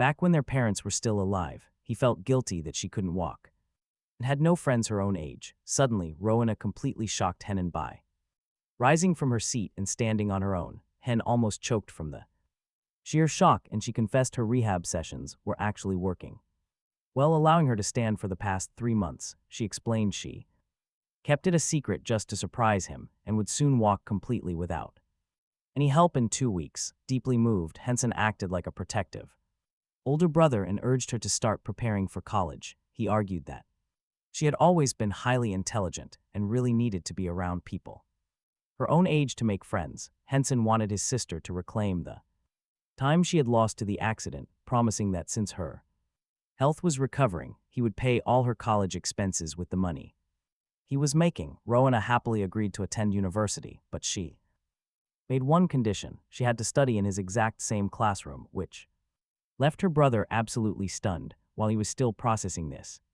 surprise, the living room TV suddenly began broadcasting an urgent news bulletin. The footage of Henson fighting the Venice bosses had gone viral, even landing on the mainstream news. On-screen, gaming experts estimated that the mysterious player must be over level 300, unable to comprehend how he defeated the bosses so quickly and vanished, completely unaware that the culprit was sitting right there on the couch eating snacks. Meanwhile, inside the game, things grew highly complicated. Hen's strategy of only eliminating leaders to weaken the monster army didn't work as he had hoped. Without those bosses to control them, common creatures became enraged and began attacking Venice with even greater ferocity. Frontline players struggled desperately to hold back the advancing horde of moonwolves and giant ogres. The situation was critical as the news reports warned that the fall of the city was only a matter of time. An in-game announcement revealed that Ashura had appeared on the eastern wall.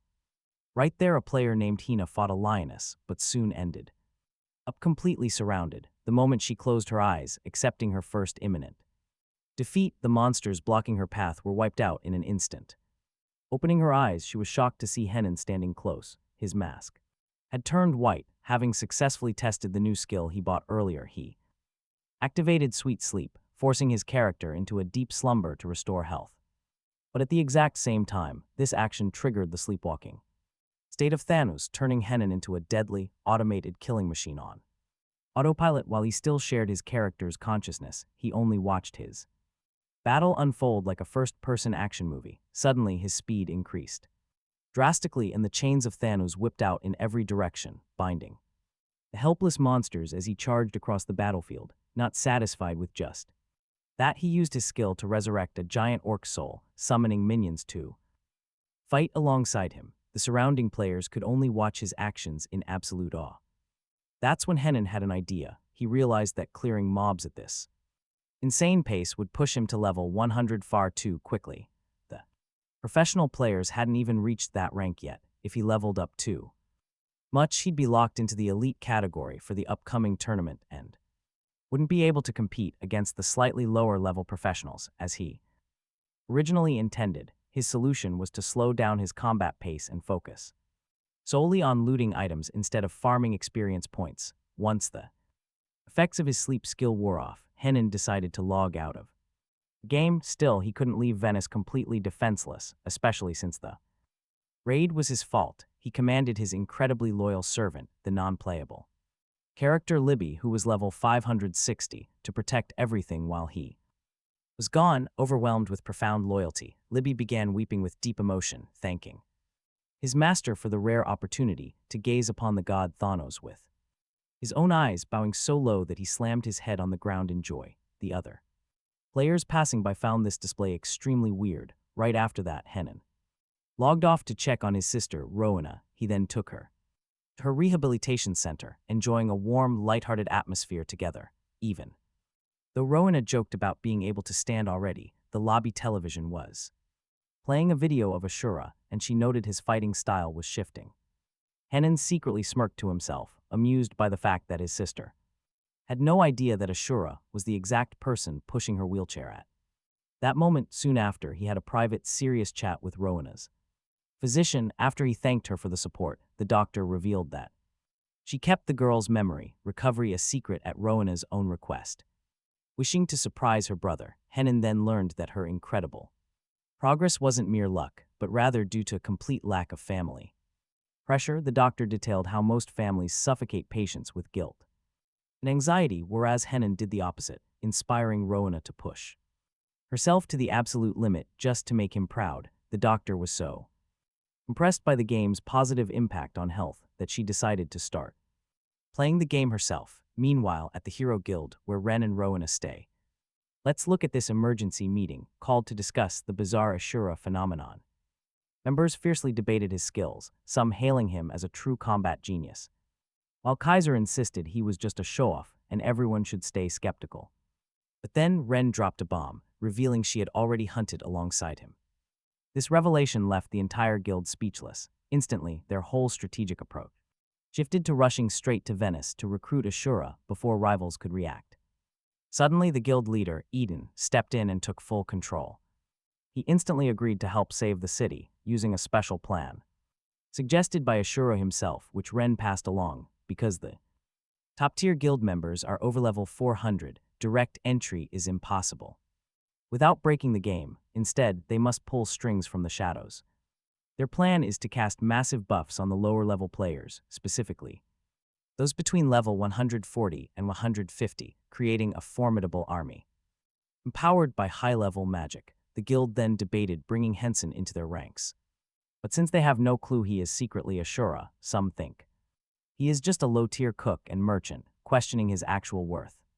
Since they only recruit elite players, Ren defended Henson fiercely, knowing he is the only bridge they have to contact Ashura.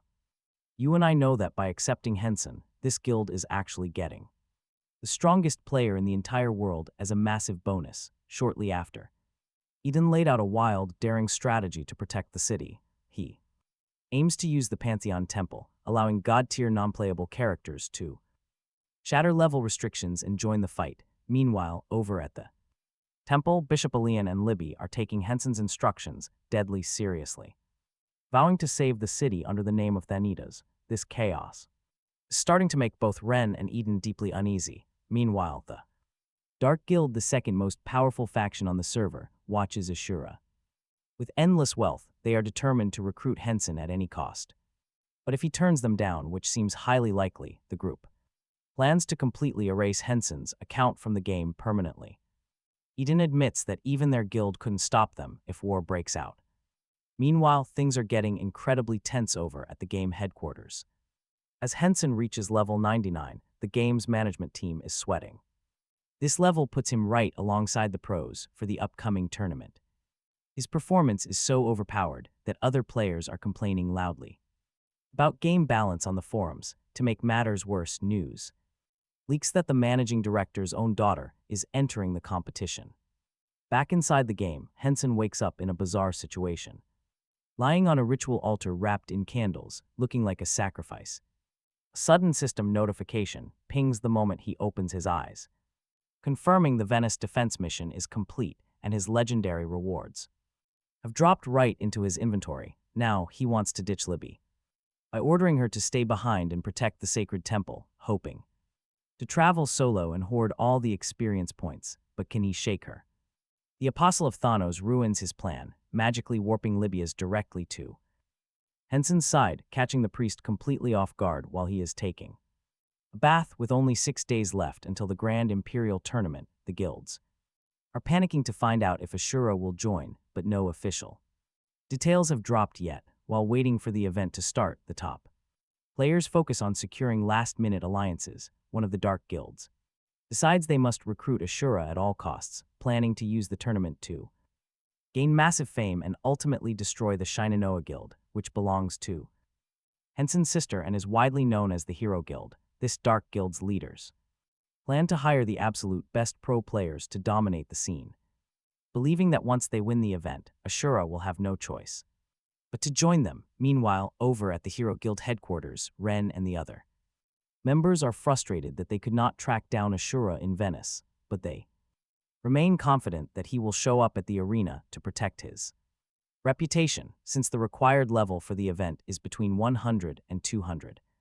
Other guilds are sending only their elite players. Because of this, Ren and another female guild member end up sidelined from the main battle, especially since Ren is a pure healer who does not focus on direct combat. She feels insecure about controlling her skills, but other players in the party, like Kaiser, are completely prepared for the fight. Upon arriving in the capital city, Henen spots a massive registration line for players under level 100. He briefly considers sending his servant Libias to wait in queue for him, but quickly rejects the idea, realizing the priest is far too tense and might end up starting a fight. While waiting in line, Henen opens the Death Point shop, which had just reset that morning. Deciding to stop saving his points, he invests in new skills, planning to combine rare, unique, and heroic techniques to create a completely unpredictable fighting style. To enter the tournament, however, he first has to clear a qualification test with incredibly strict rules. In this admission test, all of the players' active and passive skills are sealed,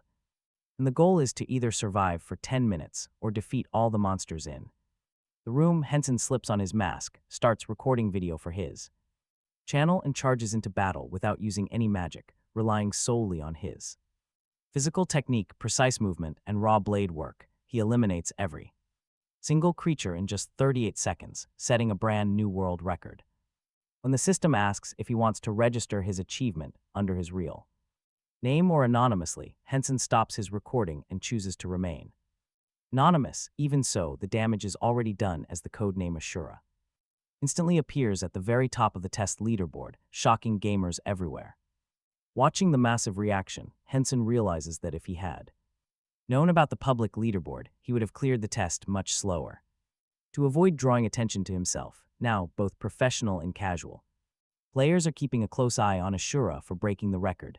Lucifer, the #1 player in the professional circuit, had finished full 2 minutes behind Henson's time. Known for his massive ego, Lucifer becomes furious, calling Henen a brat and promising to crush him during the tournament. The competition, refusing to accept that an amateur could outperform him. Soon the tournament goes live worldwide, featuring a lineup of famous commentators and the retired pro player hung analyzing every match. The stadium feels just like a World Cup, and the top subject among the commentators is the mysterious disappearance of Ashura, whom nobody has seen. The crowd is deeply disappointed by the sudden absence of their #1 champion, while the hosts wonder if he bailated due to fear or private trouble. As the show goes on, a reporter gets words from the top favorites. First is the modest Ark, who, when asked about his dream matchup, immediately states he wants to battle Ashura. He respects Ashura immensely, hailing him as the absolute strongest warrior of our generation, sparking massive cheers. Then the arrogant Lucifer is put on screen, immediately declaring that he has zero interest in any opponent since he is already #1. He quickly dismisses Henson's hard work, calling him average, and declaring that casual players can never surpass true professionals. With the pre-game chat over, commentators explain the rules for this brutal phase. Players must clear a solo dungeon featuring 3 distinct levels and 3 bosses, just like before. Active skills are strictly disabled, leaving contenders to survive on mechanical skill, timing, and composure. Only the 32 fastest players will secure their ticket to the finals. Suddenly, the broadcast flashes live footage of the action. Ark fights like a master, predicting the boss's next attacks by watching its muscles and effortlessly dodging with graceful defense. On the other side, Lucifer attacks with crazy speed and a relentless, brutal style, quickly shredding half the monster's life bar while Ark is still planning his first strike. Henen tunes into the stream from inside his gaming capsule, smirking at Lucifer's insults. He is fully ready to teach this arrogant brat what a real professional looks like. Meanwhile, Lucifer struts forward with absolute confidence to confront his dungeon boss, some kind of golem. The cocky player is already celebrating, daydreaming about the fat payout the Black Guild promised him. He laughs at Ark while claiming that Ashura is nothing but a hyped-up coward who is too scared to show up.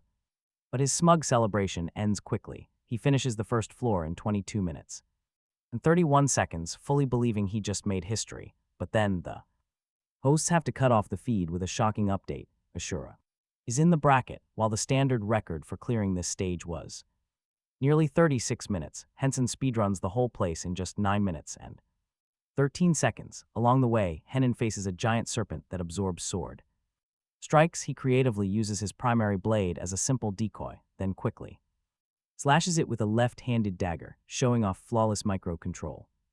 Using this unique strategy, he easily clears all 3 stages, including beheading a vampire mid-transformation, ending the entire run with a total time of 29 minutes and 16 seconds. He is so fast that the pros don't even get any screen time for 25 minutes. Meanwhile, Riina and her guild. The guild members were shocked. They thought Henson was just slacking off.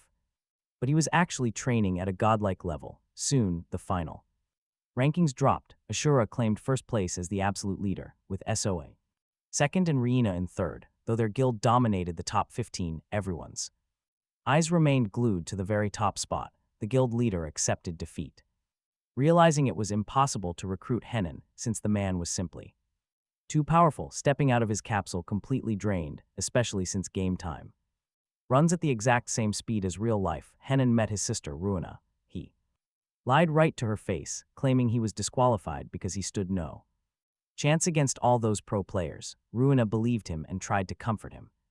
That was when Henen learned that SOA, the second-place player, was a solo competitor who rejected an invitation from Ruina's guild, claiming she found all of its members too weak. Fueled by this insult, Ruina and Riina vowed to train relentlessly to surpass SOA. Henson just watched quietly, wondering if he should expose his identity to the girls while preparing for the grand finals.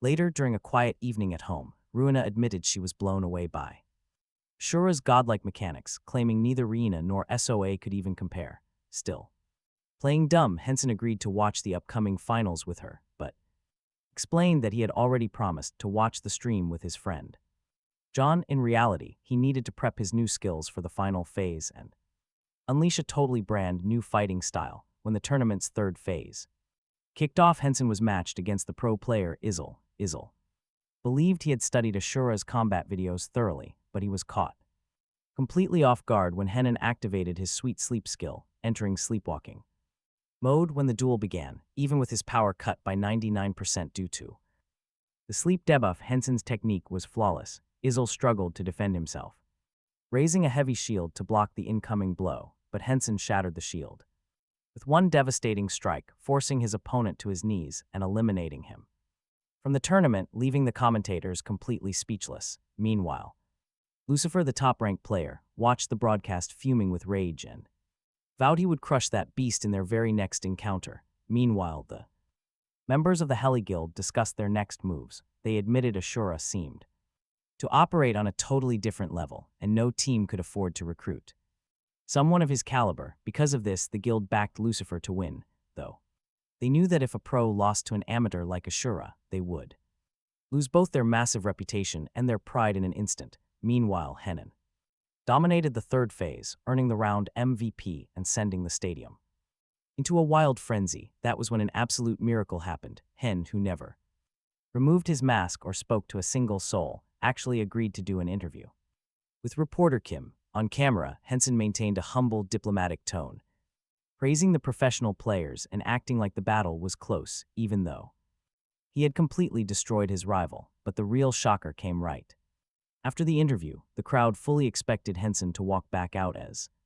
the deadly Ashura Knight, but he stunned everyone by queuing up as a hunter class instead. This sudden shift left his next opponent utterly bewildered.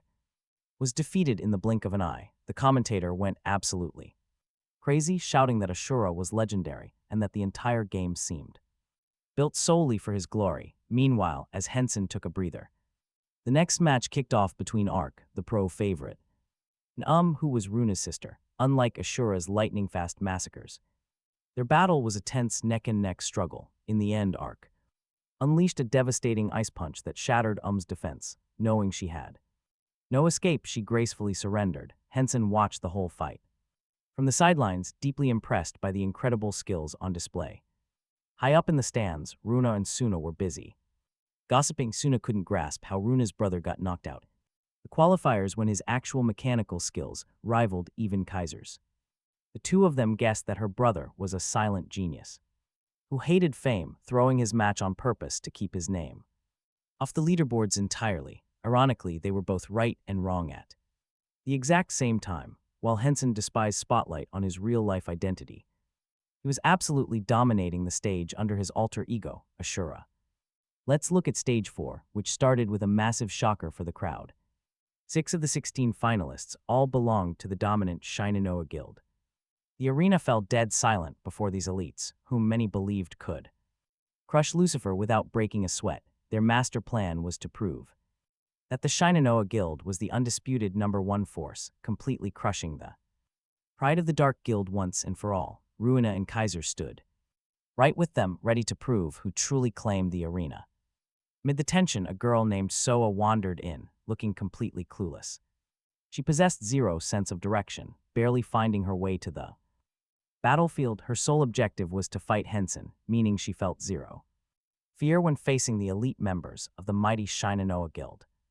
You and I could easily spot the intense rivalry burning between them. When the battle finally started, an arrogant player named Virai assumed he could easily bully Soa with his giant greatsword, but when he charged forward with a heavy overhead strike, she effortlessly deflected it with her slender scythe. The commentator lost his mind, screaming in pure shock and disbelief at how such a petite girl could pack that kind of raw power. Virai quickly activated his darkness skill, dissolving into the shadows for a stealth attack, but Soa was already steps ahead of him. She cleared the entire space with one swift swing of her scythe. Just as he thought he had blasted her, she appeared right behind him. Snaring him with the chain of her weapon, she completely trapped him. She whispered a chilling goodbye and with zero hesitation cleanly ended his life. While the crowd roared over her brutal victory, King Karen watched from his throne, highly intrigued by what he was seeing. Deeply impressed by Ashura, he started crafting a brand new strategy. The ruler wanted this prodigy under his direct wing, commanding his shadows to dig up every shred of intel on the mysterious shadow player. Fighter in the dead of night, the Empire's top assassin tried to sneak into the inn where Ashura was staying. The killer believed he was an absolute master of stealth, until a chilling voice spoke up directly behind him, warning him to turn back before it was too late. That voice belonged to Libby Ransom's loyal servant. The assassin froze in absolute shock, instantly realizing he had been caught. He unleashed a dark aura, but Libya's instantly paralyzed him with dark magic. The assassin started trembling in pure terror, while Libya's casually weighed whether to end his life right there. Ultimately, the priest flashed a sadistic smile and whispered that it was time to play. Sending a very clear message, he used his purple magic to mark the assassin, ordering him to run straight back to the Emperor with a stern warning to stop interfering with his master. Once he drove off the Imperial spies. Using his magic, Libby wore a wicked smirk, mocking them for being so obedient. While he knew this peace was temporary, Libya's quickly started getting annoyed by the endless stalking, deciding he needed some backup or just someone to vent to. With no clue where the apostle had vanished to, he decided to write a letter to the top leader of the Holy Church. In the letter, he explained that things were fine, but suspected the regional kings had started to resent their master. Right after, things took a truly bizarre turn. The very piece of paper he had written his message on suddenly came to life, twisted into a furious face, and scolded Libya's, warning him that he absolutely could not allow a war to break out. Libya's suggested a much simpler solution, asking if it would be easier to just sneak in and slit everyone's throat. The letter, trying to be the voice of reason, practically had a heart attack. The orders were absolute. Nobody was allowed to die, not even if the apostle himself demanded it. The paper threatened that if Libby kept resorting to violence, he would be replaced with a much calmer, more reasonable priest. Libya's complained that his superior was too annoying, demanding to know what he was supposed to do instead, especially after already sending those warnings to the ruler. The talking paper replied that they had to wait and see if the emperor would back off or double down. The parchment warned that if the monarch tried to kidnap their master, war would be inevitable. Libya's made it clear that if anyone dared touch his master, he would erase the whole empire from the map. Meanwhile, King Charon welcomed the failed assassin back, instead of getting angry. The monarch laughed so hard that he shattered the palace windows. He remembered that he had only lost a single battle in his entire Life which was to the apostle of the death of sleep, now he wanted to use. Sra is the ultimate key to his revenge. The next morning, Ransom got a scare.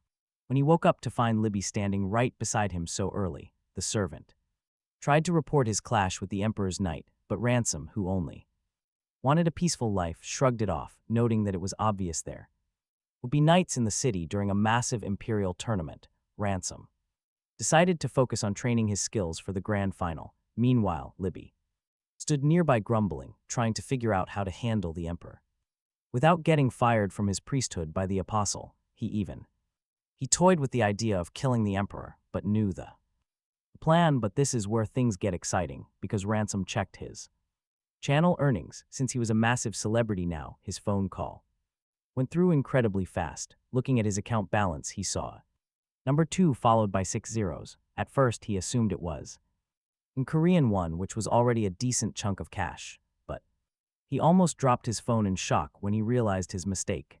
It was not 2 million won, but $2 million.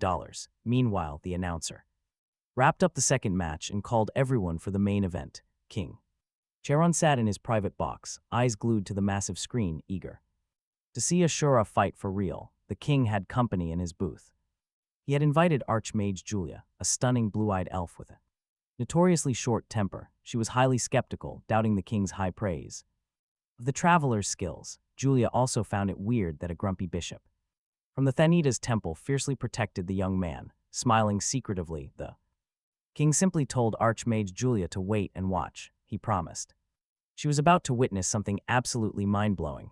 When Ashura finally stepped into the arena, his transformation was instantly obvious to the crowd. A blue mask signaled a major shift in his playstyle, clutching a magic staff instead of his signature sword. Archmage Julia, incredibly strict when it came to magic, watched him closely.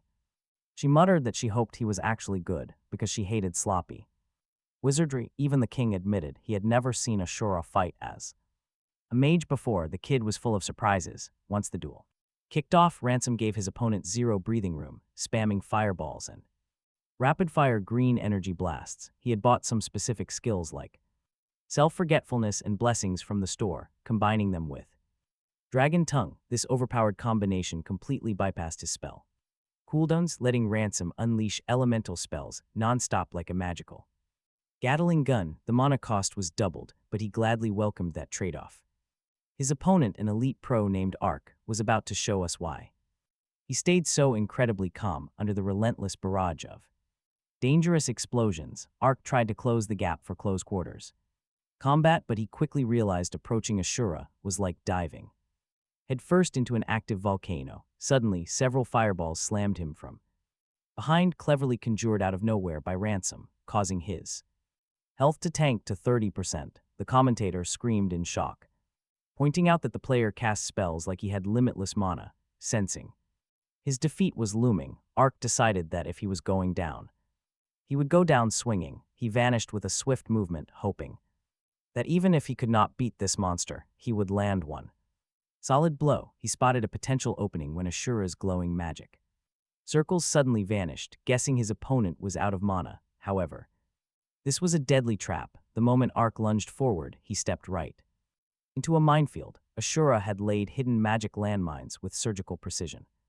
While pretending to focus solely on direct strikes, that sneaky trap triggered a massive 6-star flame blast, instantly vaporizing Ark. The hyped announcer lost his mind, shouting that, after seeing Ashura the Hunter and Ashura the Knight, they were now witnessing the legendary Ashura the Mage. Ransom was proving to be a literal Swiss Army knife of destruction. High in the VIP box, the atmosphere became incredibly tense. Archmage Julia sat there completely stunned, demanding to know how a low-level swordsman could cast 6-star magic and ancient dragons speak. King Charon was already hyped to train the boy himself, but Julia quickly cut him off, declaring she would take the overpowered rookie as her disciple. Just like that, two of the kingdom's heavyweights started bickering like children over who got to teach him. After the match, Ransom politely thanked Ark for the recorded battle, already calculating his future YouTube profits. Ark was so incredibly impressed that he sent a friend request, promising to join Ransom's guild without hesitation if he ever created one. Ransom accepted the friend request on the spot, but Privately thought the guy was way too nice, predicting he would cause major headaches later. Down the road, the fourth round turned out to be an absolute sweep for ransoms. Guild Steel crushed a top 100 ranker. Kaiser beat a fellow member from the Tangori Guild who surrendered to let his leader advance, and Ao absolutely vaporized his opponent in record time. The last match of this round was a highly anticipated clash between the second and third ranked players, Riina and Soa. The battle was insanely intense. Soa summoned dark chains that looked remarkably similar to Ransom's own skills. Riina tried to cut through the heavy bindings with her sword, but got slammed by a massive blast of dark energy. Finally, Soa unleashed a Shadow Scythe skill that dealt heavy damage and put Riina to sleep for 5 seconds, in a high-tier match.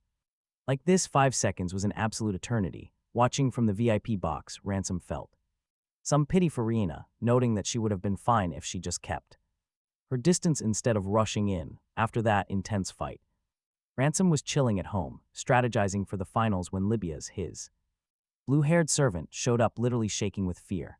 Right behind him, a rift in space ripped wide open and the archmage Julia stepped out. She did not waste any time, wearing a confident smirk, as she offered to make Ransom her personal apprentice.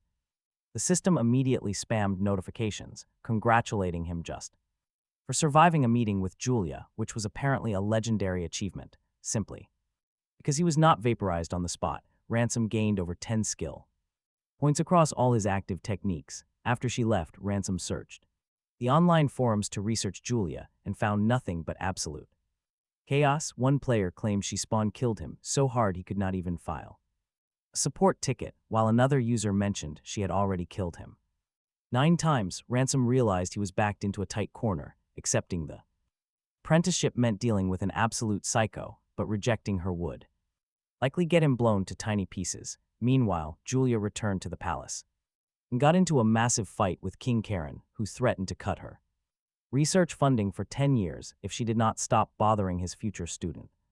The big match day finally arrived, and the stadium was packed to the brim for this was the match everyone wanted to see, starring the arrogant pro Lucifer.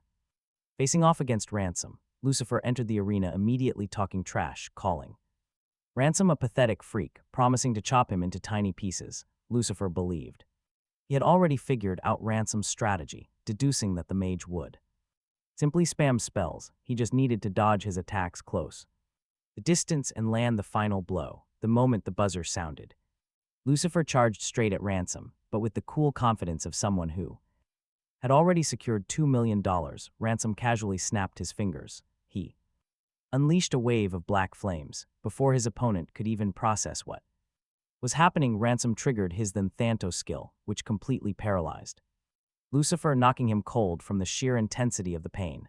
It was a brutally humiliating, lightning-fast victory. As Lucifer's body dissolved into red glowing particles, the stadium erupted to celebrate their new champion. When the awards ceremony arrived, the Grand Archmage Julia stepped up to present the prizes. Ransom instantly tensed up, knowing that if he tried to bolt, that terrifying woman would hunt him to the ends of the earth, but fate had other plans. Just as Julia approached him, Ransom's narcolepsy suddenly kicked in. He passed out right then and there, collapsing at the elf's feet and leaving the entire stadium frozen in dead silence. Seconds later, a spectator shrieked that Julia had murdered the Usra, sending the mage into a panic as she frantically tried to explain she was innocent. Sometime later, Ransom woke up tucked into a luxurious bed inside the Imperial Palace. The first face he saw was Libby, sobbing tears of absolute joy. With his usual fanaticism, Libby claimed that everyone had felt the divine aura of his master's sleep, leaving Ransom to realize this guy genuinely believed he was some kind of god. To make matters worse, Libby almost started a fight with the king's messenger, calling him incredibly rude for entering the room without warning. When Emperor Karen summoned Ransom for a private chat, Libby sent a telepathic message to him saying that if the emperor showed any disrespect, they could start a war right then and there, and Libby would protect him. Ransom was absolutely horrified by Libby's boldness to threaten the ruler in the middle of his own palace, thinking his loyal ally would get them both killed. In any case, upon entering the throne room, Ransom prepared to kneel, but Emperor Karen was incredibly friendly. The ruler explained that since Ransom was a traveler and player rather than a standard citizen, there was no need for Such formalities, right after the emperor apologized for Julia's childish and arrogant behavior. Julia did not appreciate being called immature and snapped back immediately, arguing that she was an adult and had been extremely polite. Immediately after, Emperor Karen and Archmage Julia got straight to the point, revealing they wanted Hansen to become their disciple. Hansen panicked, imagining that becoming an apprentice would be like a prison sentence where he would spend all day carrying heavy water buckets and training, leaving him with zero time to record content for the internet. To decline the proposal, he delivered a dramatic speech, explaining that he was a freedom-loving traveler who would lose the meaning of his journey if he were tied to a master. Julia almost died laughing at his dramatic speech, leaving Hansen red-faced with embarrassment. He realized he had just sounded totally cheesy. The emperor quickly stepped in to reassure him, saying he wouldn't need to live there since skill books existed nowadays. Karen clarified that while those books were handy, they only taught the basics, meaning anyone relying solely on them would never create anything original. For the emperor, being a master just meant giving advice whenever the student got stuck, with the ultimate goal of helping Hansen learn everything and eventually write his own unique skill book. Since they only wanted to share their knowledge and let him keep exploring the world, it became impossible for Hansen to refuse. Emperor Karen and Archmage Julia then swore on their personal honor that even though the young man was now their disciple, he would stay completely free. If they ever broke that promise, they would lose absolutely everything. With those terms set, Hansen gladly accepted with a huge smile. The moment he accepted, the game system began spamming several alerts. Hansen received 1,000 reputation points, 100 extra to all stats, plus the unique title, Disciple of Two Heavens. He was so thrilled with the massive rewards, he almost cried with joy, relieved he hadn't let such a mind-blowing opportunity slide. Julia and Karen then began showering Hansen with gifts that you and I would absolutely kill to get. First, the emperor handed him a legendary book, Mastery of the Flesh sword, containing the single strongest technique on the entire continent. Hansen also earned the right to pick any item from the imperial treasury and got a direct wish voucher from the emperor, with the only condition being that he couldn't ask for anything too ridiculous. Meanwhile, Julia handed him a gravity controller ranging from level 1 to level 9, which he could activate using only his thoughts. This gift also taught him the legendary gravitational meteor technique. Hansen instantly imagined the scene of summoning two colossal rocks from the sky back to back, realizing how incredibly overpowered that skill would be. Julia got so excited about her new student, she started piling grimoires and precious jewels onto his back, leaving Hansen struggling to carry everything. But she saved the best for last, leading him to a door radiating a dark, heavy energy. Admitting that unique grade items were kind of boring, guiding him straight into the heroic grade loot vault. She told him to grab whatever he wanted so they could flee before anyone caught them. Hansen had no clue what was happening, but let's be honest, would any of us turn down a robbery authorized by our master? While Hansen cleaned out the treasury, Emperor Karen called Lebas in for serious talk. Lees tried to act smart, but was shocked when Karen revealed he already knew that Lee's master was now his own disciple. Back inside the treasury, Julia warned Hansen he could only pick a single item. In the middle of his search, he stumbled upon the flawed creations of Aya, which, despite the name, were actually incredibly powerful items. He found number 1, which doubled his attack, and number 3, which massively boosted his mana conduction. The moment Hansen grabbed both items, the system unlocked a special. It was a quest made for players holding multiple artifacts from that set. Seeing that the treasury was being cleared out, Julia hurried her disciples to leave before anyone caught them. Soon after, Emperor Karen noticed that Hansen had left too quickly and grew suspicious. He told Julia he never gave the boy permission to take heroic grade items, especially Aya's highly valuable creations. Julia cynically defended her student, claiming she had no idea those items were even in there. She then questioned the emperor about why he was treating a potential future ruler so harshly, daring him to go grab the items back himself if he was unhappy about it. Karen stood completely speechless at her reply. Meanwhile, far away in the Meadow of Plenty, a level 181 to 199 zone, Hansen sorted through his inventory. He owned a staff called Sles Brunch, which required level 200 plus the Ring of Killian, boosting magic attack by over 100%. The system prompted him to fuse the two items, even though he feared ruining his gear. Hansen risked it anyway. The result was the Staff of EA and Killian, a weapon so powerful that Hansen admitted it was as good as any legendary tier equipment. Eager to test this weapon, Hansen decided to use his new gravity magic. He only wanted a quick warm-up, but this spell ended up pulling a massive meteor from the sky. The resulting blast was devastating, vaporizing nearby monsters and completely destroying the Renama Wall, a vital part of the Imperial City. Suddenly, system notifications began spamming him, and Hansen instantly reached level 100. Unfortunately, his karma points also spiked because the game registered his action as a direct attack on the Empire. Hansen stood frozen, staring at the colossal crater he created, realizing this spell was completely broken. Right then, the system offered him a choice to spend DP points to clear his name before becoming the kingdom's most wanted enemy. Hansen panicked when he realized he had piled up over 12,000 karma points, representing the ultimate peak of evil in the game. Fortunately for Hansen, he managed to trade his villainous reputation for skill points before getting caught. Best of all, since he was just a newbie, nobody suspected him of the wreckage. Instead, the townsfolk started spreading rumors that Master Julia was in a terrible mood and took it out on the wall. Her elf fan club even got excited at the thought of seeing her angry face, while Hansen just sighed in relief, silently thanking his master for taking the fall. Now at level 100, Hansen wanted to test the skills received from the god Thanatos. First was a passive skill that instantly killed any target within a 100-meter radius if they dared disturb his sleep. He also unlocked Prophetic Dream, a skill allowing him to take a nap and gain a random buff for 30 minutes. This buff could grant rapid growth or even make him rich while sleeping, which is basically everyone's dream. Soon after, Hansen received a new legendary quest, which tasked him with finding traces of the Apostles of Thanatos scattered across the catch was that he had to complete it before reaching level 150. Meanwhile, tensions were already rising inside the royal castle. As the monsters kept getting stronger, naturally, he decided to focus entirely on grinding his level up before even thinking about hitting the trail.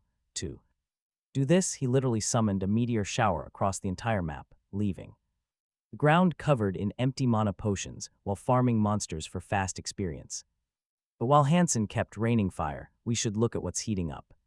Elsewhere, a noble named Zarabal was furious because Lucifer had vanished, ruining his golden opportunity to impress his father. He instantly ordered Gerald to track him down and put a curse on Hansen, meaning things were about to get incredibly messy. Meanwhile, over at the Temple of Thanatos, Pope Francis sent the black-haired holy saint Sa on a covert diplomatic mission to the Empire of Karen. Her main goal was to secure a sacred relic currently held by the Emperor.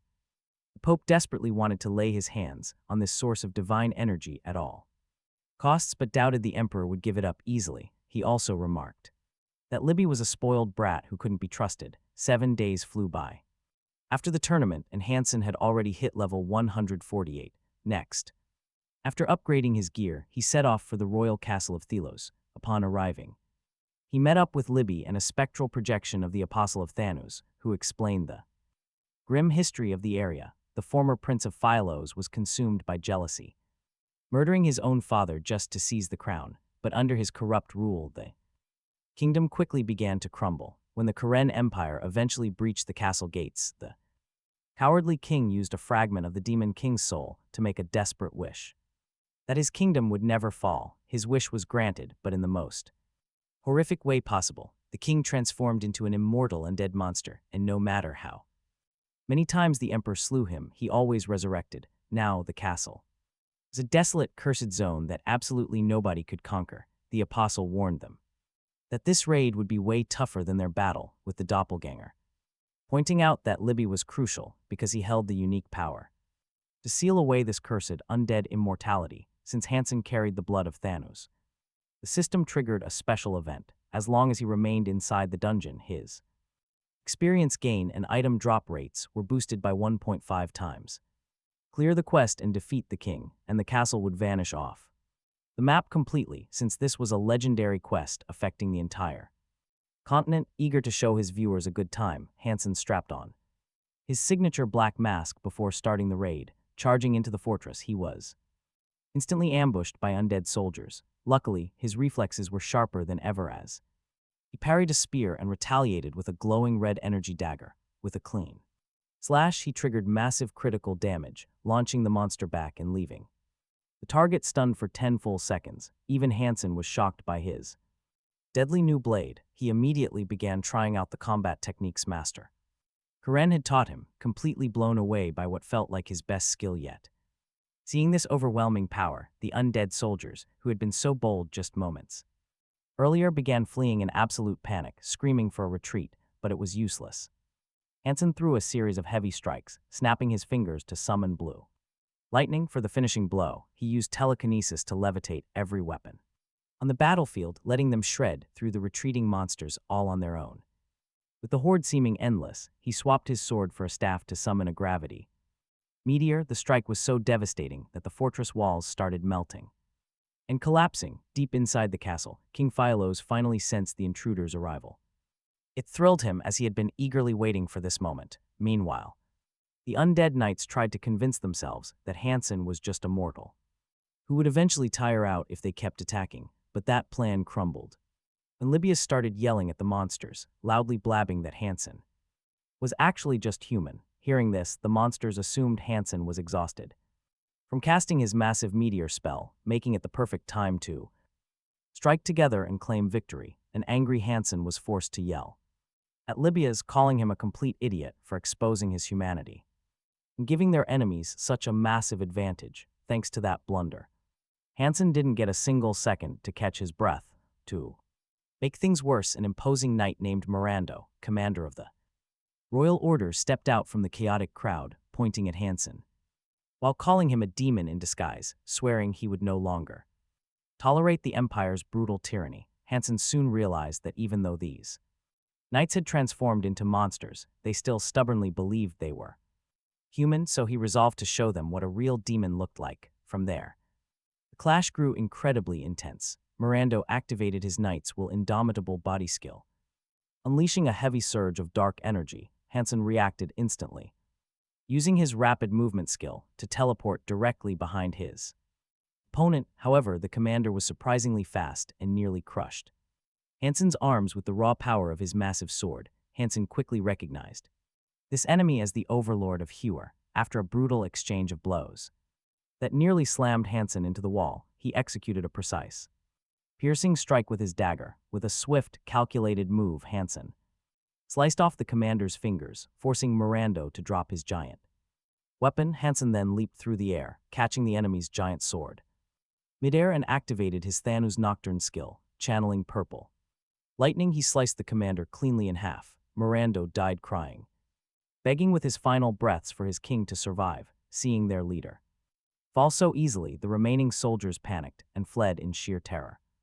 Hansen felt a bit disappointed when the giant sword evaporated the moment the monster died, but his mood quickly brightened when he saw a massive pile of high-quality loot scattered across the floor. He used his telekinesis to sweep all the items directly into his inventory, feeling that this difficult raid was finally paying off, with Libia's following close behind and endlessly praising his terrifying strength. Hansen finally made his way into the throne room. Waiting inside was King Phylos, a massive 12-foot tall monster surging with the Demon King's power and the blessing of absolute immortality. Hansen immediately began analyzing his target to form a strategy while Libius prepared his Thanos sealing spells to neutralize the king's immortality. Their strategy was straightforward. They just had to strip away the king's regeneration and blast him with everything they had.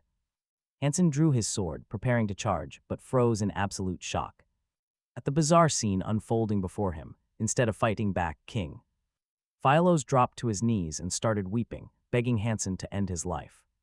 The king explained that living forever and watching the emperor fail to kill him felt amazing at first, but after so long, his life had become a living hell of endless torment. Filled with deep regret, the monarch wanted nothing more than to finally rest in peace. True to his dramatic nature, Libius interpreted this in the wildest way possible. He burst into loud laughter and started to brag, shouting that his master was so insanely powerful that the enemy could feel his presence and begged for death before the fight even started. According to Libby, the king realized that only the true power of Thanos could actually shatter his curse. Meanwhile, Hansen just stood there, completely speechless, watching the most feared beast in the kingdom weep at his feet for a clean death. Suddenly, the system screen began to glitch wildly, even as Hansen stood frozen in the throne room. His inventory opened completely on its own. A legendary, mysterious egg floated out of his inventory, proving it had a mind of its own. The egg stopped right in front of King Philos. A system alert notified him that the item wanted to devour the Demon King's soul fragment inside the giant ox. The egg wobbled as if confirming the prompt, so Hansen approved the request immediately. The egg siphoned all the dark energy from the ox. King Philos, who desperately wanted to rest, thanked Hansen and dissolved away, achieving a true death. The moment the egg finished absorbing the soul, it started to crack. The system announced the item level had increased and that the legendary egg was now hatching. A tiny talking demon broke through the shell, and while everyone in the kingdom found the little creature adorable, its stat sheet was insanely impressive. It was an evolutionary pet, a rare companion that only players with the god rank could ever obtain. The little demon had powerful skills, including one that devoured boss souls to boost its stats and another that stole enemy abilities. Its strongest skill was duplication, and the creature could even revive just 10 seconds after dying. Hansen was stunned by this incredibly short revival time, thinking the skill was a total cheat. The tiny demon then hugged Hansen, calling him the coolest master in the world. With this phase of the quest completed, Hansen hit level 150. Suddenly, an apostle of Thanatos appeared to hand over the rewards, looking highly surprised when he saw the pet had devoured the power of both the Demon King and King Philos. When it was time to pick his reward, Hansen had to decide between the Guide of Death and the Divine Jade Tablet. The Guide of Death was an incredible power that could be used once a month, costing 5 levels and 5 boss souls, leaving Hansen hyped about its massive strength. Apostle also delivered a serious warning, explaining that Hansen would not pass level 199 until he gathered the 2 divine weapons of Emperor Karen, but the Apostle had no idea that Hansen was already extremely close. With the Emperor, Hansen realized that if he had known he was heading back to the capital, he would have stocked up on tons of teleportation scrolls. Shortly after, the dungeon began to collapse and the system booted everyone out. Hansen remembered an earlier conversation where King Karen mentioned his plan to deliver the divine weapons to Kadral. The new strategy was to return to the capital, meet the Emperor, and claim those legendary arms. He also needed to deliver the artifact to break the mysterious seal. Meanwhile, Libios slipped into his usual dramatic mode, groveling on the floor and begging for death out of sheer guilt, but Emperor Karen completely ignored the theatrics and explained to Hansen that reaching the Temple of Thanatos meant crossing a brutal desert where teleportation was completely blocked. Normally, this journey would take a 1-month trek on foot in the game, which equaled about 6 days in the real world. Fortunately, because he favored Hansen, the Emperor solved the problem. Instantly, Emperor Charon secured a high-speed flying vessel just for Hansen. Since the ship would take about a week to prepare, Hansen was given a magical pager to alert him when it was time to set sail. Shortly after, Hansen noticed that his new legendary pet seemed downcast, and he quickly uncovered the reason. The adorable little beast did not have a name yet, after a hilarious mix-up where Hansen thought she was a boy, and the creature corrected him, revealing she was actually a girl. He settled on the name Tina. Tina was absolutely ecstatic. Hansen was stunned when he checked her stats. Since she had hatched from a special egg overflowing with the power of Thanatos, she was far more powerful than any ordinary monster. Meanwhile, over at the Heroes Guild Castle, their leader Hina was drowning in a mountain of paperwork due to the massive wave of applicants eager to sign up post-tournament. Rowena, Hansen's own sister, suggested taking her brother on a grand tour to convince him to join. Rowena's friend Yoon had already pieced together that Hansen was actually the legendary player Ashura, yet Rowena was such an obsessive fan that she never even suspected the legendary player lived in the very next room. I tagged along on the walkthrough just to enjoy the awkward situation and get a little break while Hina, who had previously fought Ashura, decided she wanted to tag along too. Back offline, Rowena asked Hansen if he minded Hina Coming with them on the walkthrough, Hansen, sharp as ever, realized both girls were already fully aware of his secret identity. He knew that telling his sister he was Sura right then would only make her laugh, so he accepted their company and agreed to tag along, completely leaving his sister clueless that tomorrow's simple tour would actually be a clash of titans. Hansen easily reached level 160 by summoning massive gravity meteors to obliterate everything in sight. He was accompanied by Aggro, a brave blonde warrior who acted as the ultimate bait, running around to aggro every monster on the map before Hansen wiped them all out. With devastating area of effect spells, it was an incredibly fast way to level up.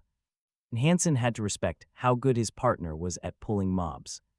Before heading off to his meeting in town, Hansen commanded Aggro and Little Tina to stay out of sight to avoid drawing a crowd, the little pet. Hansen headed out to meet Rowana at a. While they waited for Hina and Yun at the cafe, Rowana was completely enchanted. The moment she saw Tina, Hansen introduced the pet, leaving his sister gushing over how adorable she was. To make things even better, Hansen gave Tina a voice soul to eat.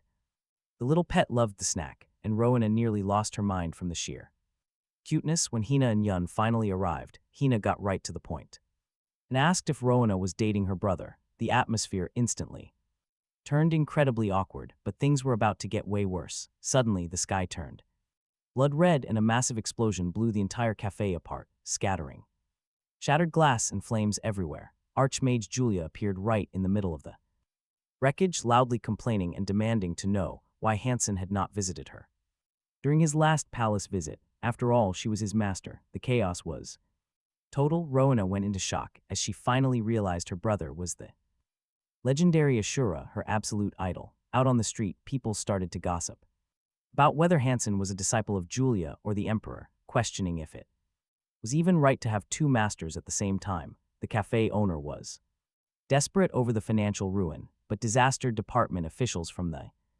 palace quickly arrived and announced that the Emperor would cover all the damages as they were already used to Julia's destructive habits. Libios dropped to his knees, weeping in pure rage and cursing Julia as a vile and disgraceful woman, since Libios absolutely hated sharing his master's attention with her. Julia simply snapped her fingers and decided to whisk Hansen, Rowana, Hina, and Yun to a more private, undamaged location. She teleported everyone straight to her laboratory in the capital and immediately began spoiling. Hansen, Emperor Charon, had planned to give the young man a basic flying boat for his journeys, but Julia, being highly competitive, preferred to give him something much better, a lightning magic mount skill book. Hansen was incredibly impressed, since that skill meant he wouldn't need to spend points in the system shop. Realizing Julia and Karen were actively competing to see who could give him the best gifts, before they left, Julia even promised to hand him an even stronger skill during his next visit. The reality of the situation finally set in for Rowana. She was utterly baffled as she realized her brother Hansen was actually Ashura, recalling all the times she had praised the legendary warrior right to his face. Hansen tried to be diplomatic, apologizing for the mess Julia caused at the cafe, but Rowana was still in a complete state of shock. Even so, she and Hina decided to proceed with their plan to take Hansen on an exclusive tour of Zin Castle, their guild headquarters. During the tour, Hansen got a feel for how everything operated and saw that the Mage Guild was led by Eden, Rowana's cousin and the top-ranked player on the official leaderboard. The guild ran on an elite system where outstanding mages were promoted to the main group. What truly caught Hansen's attention was the Lord's Dungeon. Rowana showed him a secret cave inside the castle that could only be accessed with special permission. The monsters in that area were level 300 and above, dropping terrible loot, but the experience points were absolutely insane, making the castle the perfect spot to level up at lightning speed. Additionally, Rowana mentioned that the Emperor had a similar dungeon in his palace, and Hansen immediately filed that detail away. He wanted to ask Master Karen for permission to train there sometime soon. The tour went beautifully, with Hansen busy admiring the massive fortress, even daydreaming about asking the Emperor for a castle of his own. Then the sky suddenly turned deep purple. A massive magical barrier flared up as the castle came under aerial attack. Oddly enough, the system did not send out any warning alerts, even though the structural defense of the outer walls was dropping fast. Panicked Rowana immediately ordered a full evacuation, due to the sudden invasion.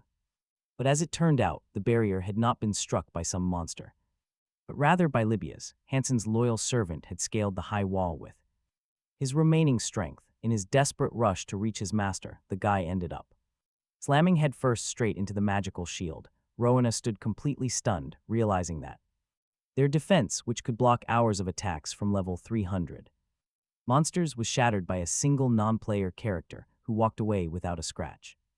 Dying of absolute embarrassment, Hansen gave Libya's a swift smack to the head and apologized for his clueless buddy. Rowena had no clue his actual level was utterly absurd. Once the panic settled down, the group headed inside to the conference hall. To the absolute shock of everyone, including Hina, Rowena laid out the situation and declared that the Exen Guild couldn't accept Hansen. It wasn't because he lacked skill, but because his power level was simply too overwhelming. A massive gap in influence meant he would never fit in as a regular. Meanwhile, across the map, members of the notorious Black Mercenary Guild were gathered together to discuss their precarious internal situation. After their former leader, Zerebel, was ousted for complete incompetence, now a coalition of elite figures like Eli, Gong, and Dong plotted their next move. Eli had pocketed a massive fortune after betting that Ashura would win the grand tournament. Now, the group aimed to destroy the rival Mythic Guild, which maintained close ties with Exen. However, they hesitated after discovering that Rowena belonged to an incredibly rich and influential family back in South Korea, making a direct strike a massive gamble. Conspirators also weighed the possibility of Ashura teaming up with Exen, but they quickly realized that even with their pooled funds, hiring him was impossible. The overpowered warrior pulled in so much cash from streaming that working for anyone else made zero sense. Because of that, they decided to only fight battle scenarios where victory was completely assured. They chose a stealthy approach, hiring a professional assassin to bide their time and strike when the moment was right, avoiding a direct clash with Hansen. Back in the meeting room, Rowena was blunt, explaining that she simply couldn't bring him in as a typical recruit. She felt it was wrong to play boss to a legendary player who was a direct disciple of both the Emperor and Julia, plus a massive streamer. To her, treating him like an underling felt disrespectful to his masters. Instead, Rowena proposed that Hansen launch his own guild, allowing their two groups to form a powerful alliance. That way, he'd secure access to exclusive dungeons, media backing, and rare items at direct cost. In exchange, Rowena only asked him to share any secrets he uncovered about the main story scenario.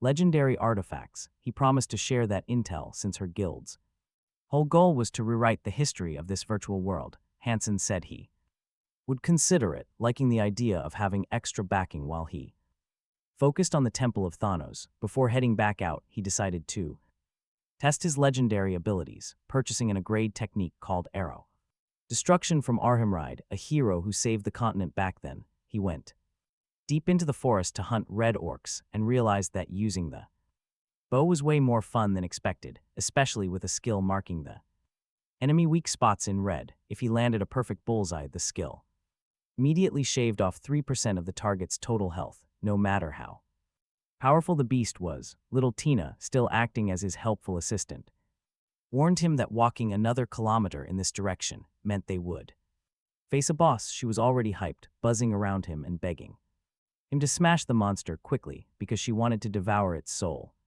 sphere as a delicious snack. Later, while they were frying up eggs for breakfast, tension spiked between Hansen and Rowena. She couldn't take the silence anymore and demanded answers, wanting to know why he hid the fact that he was Asura. To settle everything once and for all, Hansen decided to stop hiding and spilled the truth, revealing that he possessed a god tier class, being the direct descendant of Thanatos, god of death and sleep. His sister nearly fainted thinking it was a joke, but he explained that after coming clean about being Asura, lying about anything else was pointless. Besides, with the massive payout he got from YouTube, which was far bigger than expected, Hansen suggested they upgrade to a brand new house. Rowena accepted the idea immediately, absolutely thrilled that she would get to handle the decoration and design of their new mansion. As a bonus, she secured the right to watch her brother's videos before anyone else on YouTube. Returning to the game, Hansen needed to reach Thanos' temple and decided to try a dangerous tactic, hitching a ride on a gravitational Meteor, the ride was total chaos, with system alerts constantly warning him of critical impact damage. Hansen broke out in a cold sweat, knowing that one mistake meant instant death, while Libya's found the situation hilarious. Since he had zero common sense, when the meteor finally landed, it crashed directly into the center of the main temple. The sight inside was striking, with fanatical believers slamming their heads against the floor until they bled. Worship of the statue of Thanatos, the local bishop watched this happen, until he felt a familiar holy energy radiating from the meteor falling toward them. As soon as the dust settled and Hansen crawled from the crater, thinking he was about to die, the crowd recognized his companion. Libya's was no ordinary servant, but a powerful cardinal of Thanatos who had been demoted to a simple priest and exiled. The believers still adored him, calling him the most genuine priest in the church. The moment Libya's ordered the crowd to step back, a massive man with veins popping on his forehead appeared. Hansen thought he was about to get a beatdown, but the man turned out to be the rector and head of the Church of Thanatos, treating him with great. He received deep respect as the descendant of Thanatos. The rector explained they had spent ages trying to break the seal on the divine relics, but had only managed to finish the first stage. He added that Thanatos himself used these items to punish wicked gods. Hansen got excited, imagining he would receive a powerful weapon and a stylish chain, but reality was about to disappoint him. Meanwhile, at the offices of Inferno, the company running the game, the developers were in shock because Hansen reached the main scenario much faster than expected. No other player with a divine class on other servers had come anywhere near this achievement. Finally, the relics of Thanatos were revealed. First up was the fluffy pillow of Thanatos, which doubled health and mana regeneration just by holding it, and if the user napped with it, a random attribute doubled. The second item was the cozy blanket of Thanatos, which cut debuffs from enemies in half, and if the user slept with it, the attribute points gained from narcolepsy doubled. Hansen did the math and realized he could earn 10 free attribute points daily just by sleeping for 2 hours in real life, a total dream for any gamer. Shortly after, the apostle showed up out of nowhere, looking disappointed that the seal had already been broken, since he wanted to send Hansen on a long quest first. That ruined his plans. The temple dean was absolutely furious at the apostle for showing such disrespect, and the two immediately started bickering. Once the apostle finally walked out, the dean shared some juicy historical lore with Hansen. A long time ago, that exact same apostle ran off with all their sacred relics and divine items, leaving the Church of Thanatos completely broke. Back in the day, the church ruled the entire continent, but they lost their influence after losing the relics. Now, almost nobody follows the faith anymore, except for outcasts and prisoners. The dean confessed that in reality they are just caretakers of an empty temple, waiting for the descendant who can restore their former glory. Soon after, the Pope of the Church, Francis, confided in Hansen. He explained that their faith is dying out with almost zero human followers left, forcing them to focus on assisting other races instead. The issue is, in the homeland of a cardinal, workers uncovered a strange cave during a mining operation, wherein unprecedented death energy flows. Francis explained that this cold, sinister death energy is totally different from the gentle power of the god Thanatos. Multiple bishops and priests tried to enter the site, but they were blocked by an invisible barrier that only allows players between level 150 and level 200 to pass. Since Hansen was within that specific level bracket, the Pope asked for his help, which immediately triggered a new quest. To lead Hansen to the village, the Pope introduced Cardinal Carrot. Hansen was stunned to see the cardinal sporting actual rabbit ears, though he seemed like a genuinely nice guy. Crod quickly apologized for Libya's rude behavior, making it obvious that the two do not get along. Libya's insisted on tagging along anyway, stirring up his usual drama, but Pope Francis strictly forbade his participation. Instead, he had a dirty job only Libby could handle, involving hunting down the enemies of the faith the Pope had already located these enemies through a black knight named Ferdinand. Livius accepted the quest with fierce determination, promising not only to destroy the root, but the very souls of his targets. The Pope felt as though he had just unleashed a rabid dog to solve the problem. Meanwhile, to travel to the village, Carrot took Hansen on a giant dragon. The cardinal explained that dragons use magic to block out the wind and gravity, making the flight incredibly smooth and fast. Hansen was seriously impressed by the trip and started plotting to ask Emperor Charo for one, keeping it a secret from Julia because he desperately wanted a flying dragon. Once they arrived in the underground city with Cardinal Carrot, the game system went crazy. Hansen realized he had found the sanctuary of rotting death, the main key to Scenario 1. This was a massive event because if he completes the quest, the scenario unlocks for all players on the server through global announcement. Plus, he will receive rare skill books and items of insane value, perhaps even divine tier, making him the player who writes history in the virtual world. Hansen stayed alert and asked Carrot to watch the entrance, warning her that if he is not back in 10 days, it means something went wrong. He also thought about warning Riina, since the only other person with a high enough level to join him in the cave is Yum. Before he stepped inside, Carrot made a shy request, asking if Hansen would treat her with the same casual, friendly attitude he shows to Livius. Hansen accepted and plunged into the cavern the moment he set foot.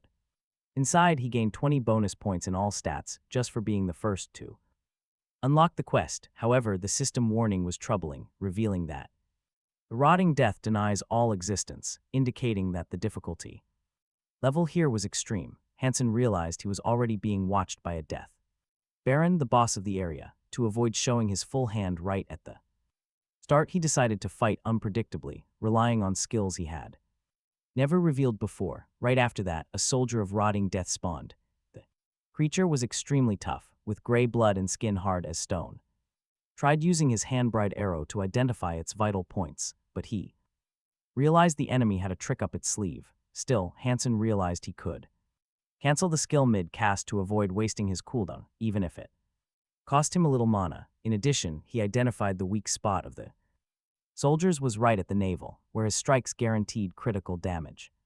While Hansen clashed with the common soldiers, a mysterious blonde man watched everything from a throne, drinking and enjoying the spectacle. He realized Hansen was a descendant of Thanatos, who still held back his full divine power. Because of this, the blonde man ordered his army to give the traitor a proper welcome, announcing his arrival. Back at the game control center known as Inferno, the staff watched Hansen on the big screen in absolute disbelief. In a very short amount of time, he entered the cave at level 172 and already reached level 175. Manager Ram Cho was highly impressed by the player's intelligence as Hansen kept activating and canceling his vital point detection skill to save mana and strike with precision, playing efficiently to keep his character safe. The issue was that the Death Baron, the area boss, could manually control the monsters to surround the player. Mr. Cho pointed out the original plan meant players should only clear this area on their 4th or 5th attempt, totally ruining Hansen's chances of winning on his first try. Still, the staff was deeply worried because a victory right now would give Hansen a divine energy item meant to appear only around level 400. Plus, Thanatos had 3 sacred items, unlike other gods, who only had 1, while Hansen already possessed 2, with the 3rd nearly in his grasp. Mr. Cho was so stressed by the constant surprises that he moved his computer right into the server room, avoiding running up and down the stairs to explain things to the director. While the staff panicked, Hansen kept destroying monsters to accumulate a mountain of experience. He noticed that whenever he tried to rest, the Death Baron sent more soldiers to attack him. Sick and tired of being manipulated, Hansen decided to stop playing by the boss's rules. In that tense moment, he handed some monster meat to Tina to reward her cheering. Though it tasted terrible, she told him not to worry since she could sniff out items or boss souls from far away. Tina pointed toward a corner of the wall, using her nose to locate a loose brick that hid a secret passage. This left the Death Baron completely baffled, unable to understand how the player found a path that not even he knew about. Inside, Hansen discovered an old laboratory of the Church of Thanatos. He found no skill books but did uncover diaries and a letter detailing the history of the ruins. According to the text, the ancient cultists had rebelled against the god Thanatos, and as a result were cursed with rotting death. They stayed trapped there for ages, believing they were betrayed when they were actually the ones who brought on their own ruin. Near the end of the letter, the apostle mentioned leaving a gift for anyone who discovered this secret room. Hansen realized that the gift was actually a self-destruct device for the sanctuary. He pressed the button and bolted immediately. The Death Baron, who was waiting to spring his trap, fell into complete despair upon seeing the stored sacred energy underground trigger a massive explosion. As Hansen sprinted toward the safe zone, system alerts constantly flashed. With massive experience gains, the blast wiped out almost the entire undead army the Baron spent centuries building, shielded by a magic dome. The villain watched his forces turn to ashes in pure rage. Hansen even mocked the disaster, laughing that it burned beautifully. It was the easiest experience he had ever farmed in his life. He realized the followers of Thanatos were a bunch of absolute lunatics for rigging their own sanctuary to blow, but for him it was pure luck. Even after that massive explosion, the Death Baron somehow survived, which slightly frustrated the young warrior, who was already eager to claim a total victory. The boss became furious and he unleashed magic in every direction, but Hansen used a frustrating, teasing tactic. He constantly provoked his opponent, dodging every attack to force the furious bear to waste stamina and lose accuracy. Soon, everything fell right into place. Blinded by pure rage, the Baron failed to notice Hansen sneaking up from behind. Using his stealth skill, Hansen then loosed a red, energy-charged arrow, forcing the boss to his knees. Desperate, the Baron tried playing his final card, triggering his third phase to gain temporary invincibility and heal. Yet the moment that shield shattered, Hansen refused to grant him breathing room. First, he petrified the Baron's foot, rooting him helplessly to the ground. Next, an arrow to the forehead triggered agonizing hallucinations, stunning the boss for 3 seconds. Finally, Hansen unleashed his deadly Saturday skill, sending the Baron to sleep for 1 minute while doubling all incoming damage. It was his ultimate downfall. Hansen easily delivered the final blow, with a massive explosion wrapping up his video recording perfectly. Meanwhile, over at the Hero Guild Castle, Riina and her allies were losing hope of ever finding any clues about the mysterious Thanatos religion. Exhausted and frustrated, they wondered if the tale was just a myth. Just as they hit rock bottom, Quasar suddenly slammed the door open, shouting about massive news. A server-wide system alert had just flashed on every player's screen, declaring that the legendary Ashura had successfully cleared the first chapter of the main storyline. The broadcast warned everyone that this monumental feat would trigger massive, permanent changes throughout the entire continent. Best of all, a system patch was not even required, as the world evolved dynamically in response to the player's actions. Meanwhile, a completely drained Ransom finally stepped out of the battlefield. He privately admitted that without his explosive strategy, victory would have been impossible alone, especially with his mana pool completely bottomed out. Even so, the incredible loot made all that struggle entirely worthwhile.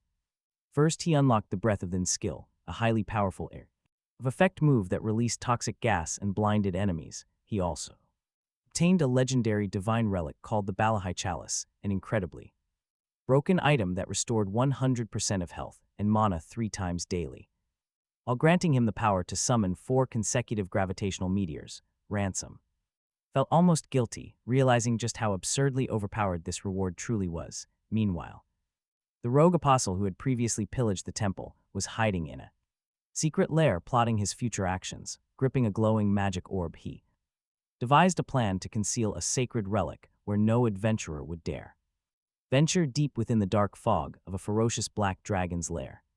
He was clearly relishing the chaos, highly amused to witness the sheer panic of whoever, perhaps even God Thanatos himself, attempted to reclaim the next relic back. In the real world, the name Ashura absolutely dominated every gaming forum. Everyone was talking about him. Ransom's sister and Reyna relentlessly demanded every shred of detail about the main quest to pass the intel on to Reyna. Meanwhile, the utterly exhausted Ransom desperately wanted a moment of peace, since literally everyone was trying to get their hands on his secret data.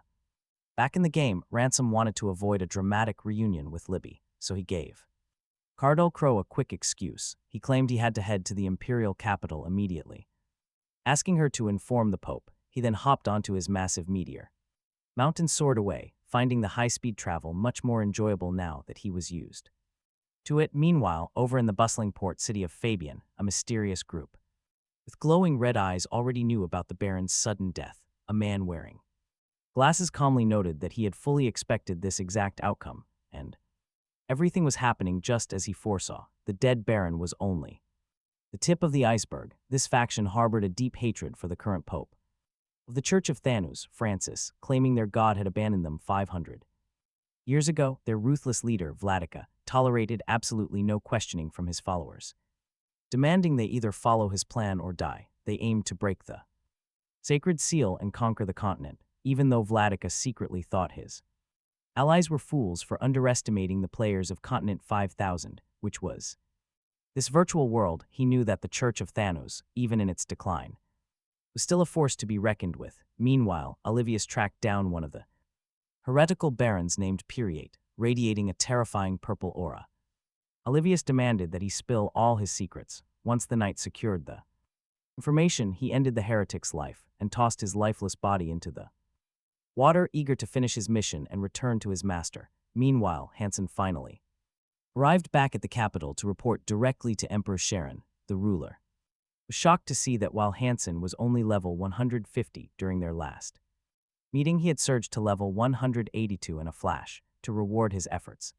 Work investigating the gray-skinned heretics and completing the intermediate scenario quest. The Emperor gifted him an incredibly rare growth-type legendary skill book, a powerful technique that would grow stronger alongside the player. Hansen felt slightly embarrassed to receive such a massive reward, but the Emperor insisted that the critical intel was worth far more than any book. After that, the Emperor extended an official invitation for Hansen to enter an elite tournament featuring the strongest disciples of the continent's top masters on Continent 5000. To Hansen, the ruler felt just like a grandfather gifting a present to his beloved grandson. The Emperor explained he wasn't forced to attend, but noted the other fighters were also rising rookies. One was a mysterious wanderer, eager to test his new growth skill. Hansen instantly accepted the offer. He decided to pause his main quests to focus on this tournament, planning to handle the Hero Guild later. While Hansen relaxed, Cardinal Carrot made a dramatic entrance riding her massive black dragon, finding this mount far more stylish and comfortable than riding a noisy meteor. She delivered a gift from the Pope, along with a serious warning, explaining that the gray-skinned enemies had already infected nearly every central area on the map and were highly scattered, making them extremely hard to track down. Because of this, Carrot requested official authorization for the Church of Thanatos to operate within the Empire. Pleased that Hansen had destroyed an enemy hideout, the Emperor felt proud, so he gave the church the green light, promising he would support his people. Disciples safe, Carrot flew off on her dragon to continue her hunt. Leaving Hansen wishing he had a beast like that, Karen found his envy hilarious, assuming every single adventurer was naturally obsessed with dragons. Hansen started connecting the dots, realizing the legend of the rotting death was the major global event of main Scenario 3, allowing players on the Korean server to participate. Shortly after, he went to check his rewards, opening a box containing pieces of a highly powerful armor set and a book to unlock a random skill, hoping for a divine rank technique. Moments later, a sacred dragon tried to breach the Emperor's private domain, threatening to incinerate him. Yet, Karen remained completely unfazed and unleashed such massive pressure that the dragon backed off immediately. Proving the Emperor ruled at the absolute top of the food chain, Karen only spared the monster's life because he had learned to control his temper. With age, even so, he decided to teach the invader a painful lesson. With one clean strike, Karen ripped away part of the dragon's wing, leaving the beast howling in absolute shock and agony. It instantly remembered an ancient myth about a warrior who hunted down dragon clans just to tear out their hearts. The beast always believed that legend was nothing more than a myth, but it just learned the hard way that Hansen's master was that exact man. With perfect calm, Karen remarked that purebred dragons were vastly superior to the mutts flying around nowadays, leaving his opponent too terrified to even react. Meanwhile, in the volcanic mountains of Gulpos, a region famous for smiths and lava, Julia went to meet the veteran Master Durales and his apprentice, Will, there. Meeting started with sharp mockery when Durales called Hansen a mere magic swordsman, claiming that anyone trying to learn both blades and spells ends up mastering nothing. He insisted that students must focus on a single specialty. Julia nearly blew her top, snapping back that Times had changed, declaring that her gravity magic could bend both space. In time, she even called Durali's a wild boar who couldn't find a decent pupil, and only wanted to give lectures, watching the two elders argue like children. Will just wanted the ground to swallow him up. To make matters worse, he saw on his system window that he had to face Ashura soon. To Will, Ashura was a legendary monster, and his brain still couldn't process the fact he would have to fight him in the tournament. Suddenly, his master smacked him hard on the neck to snap him back to reality and make him focus on training. Meanwhile, at the game development studio, Mr. Cho was panicking. He simply could not understand why Emperor Karen was tormenting dragons, and feared that Hansen, as the Emperor's direct disciple, would completely break the storyline. The designer also noted that the Descendant of the Thanatos class was already a massive issue since it completely warped the main scenario. The only saving grace was that other characters linked to Thanos, such as Libby and the Saint of Thanos, who was Han himself, were following their quests perfectly. The plan was to stop the Saint from interfering with Hansen's path for the moment, ensuring the plot didn't turn into a total mess. Even so, Mr. Cho and his team felt helpless, realizing the grim reality of the rotting death plot. Those gray-skinned villains were running wild, completely ruining the game's original plan. The followers of the god Thanos were supposed to protect Han, but things changed. Since he became a global celebrity, the non-player characters were completely stuck. They couldn't move without exposing their master. To make things even worse, Libya's abandoned his hunt across the continent and bolted straight to the capital. He just wanted to be near Hansen, leaving Cho tearing his hair out in frustration. The rogue artificial intelligence of these characters was completely shattering the game script. Meanwhile, back in the real world, Han headed over to his master's martial arts gym. Along the way, he passed an arcade and noticed a crowd gathered around a capsule. Some player was currently on an incredible 13-game winning streak. Everyone thought he was invincible, so Han decided to secretly test himself. He tested his skills in the simulator and won, leaving his opponent absolutely stunned. The guy stepped out of the machine furious, but Han slipped away before anyone noticed. He left the player talking to himself while gathering his lost coins. But when Han finally arrived at his training session, a massive surprise awaited him. The guy he just wrecked in the simulator was Raymond, his master's star student. Their master introduced them, having absolutely no idea they had just fought online. They had literally just faced off in the game, but Raymond, obsessed with combat, he instantly recognized Han's unique combat style from somewhere. He challenged Han to an immediate duel using wooden training swords. The clash was brutal. Raymond even ended up with a bleeding hand from the impact. He was completely blown away by how much Han's skills had evolved. He noted that Han seemed to grow stronger by the second, like a total monster. That got Raymond thinking. He slowly started to connect all the dots. If Han was this terrifying in real life, he had to be insane inside the game. Raymond began to realize that Han's overwhelming power was just too familiar. He closely resembled the legendary player Shura, or maybe he actually was a Shura. Either way, their master soon gave Han a massive scolding for disappearing for months. All because of a video game. Meanwhile, Raymond became completely obsessed with training together every day, even admitting that he played the same game. Raymond revealed he belonged to the same faction, though he found most members weak. He mentioned hearing rumors that the legendary leader of their religion had finally appeared, though he hadn't crossed paths with this mysterious figure just yet. He had absolutely no idea that Han was actually the big boss himself. After practice, Han headed home, excited that his training was getting way more interesting. Now he just had to sneak inside so his sister wouldn't see him covered in sweat. Meanwhile, things were getting incredibly tense inside the game's Imperial Palace. With Emperor Charon and Master Julia away, the palace was buzzing with activity.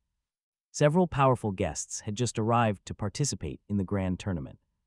They included Wolfram of Bulak, his student Titan, and Durlas with his disciple.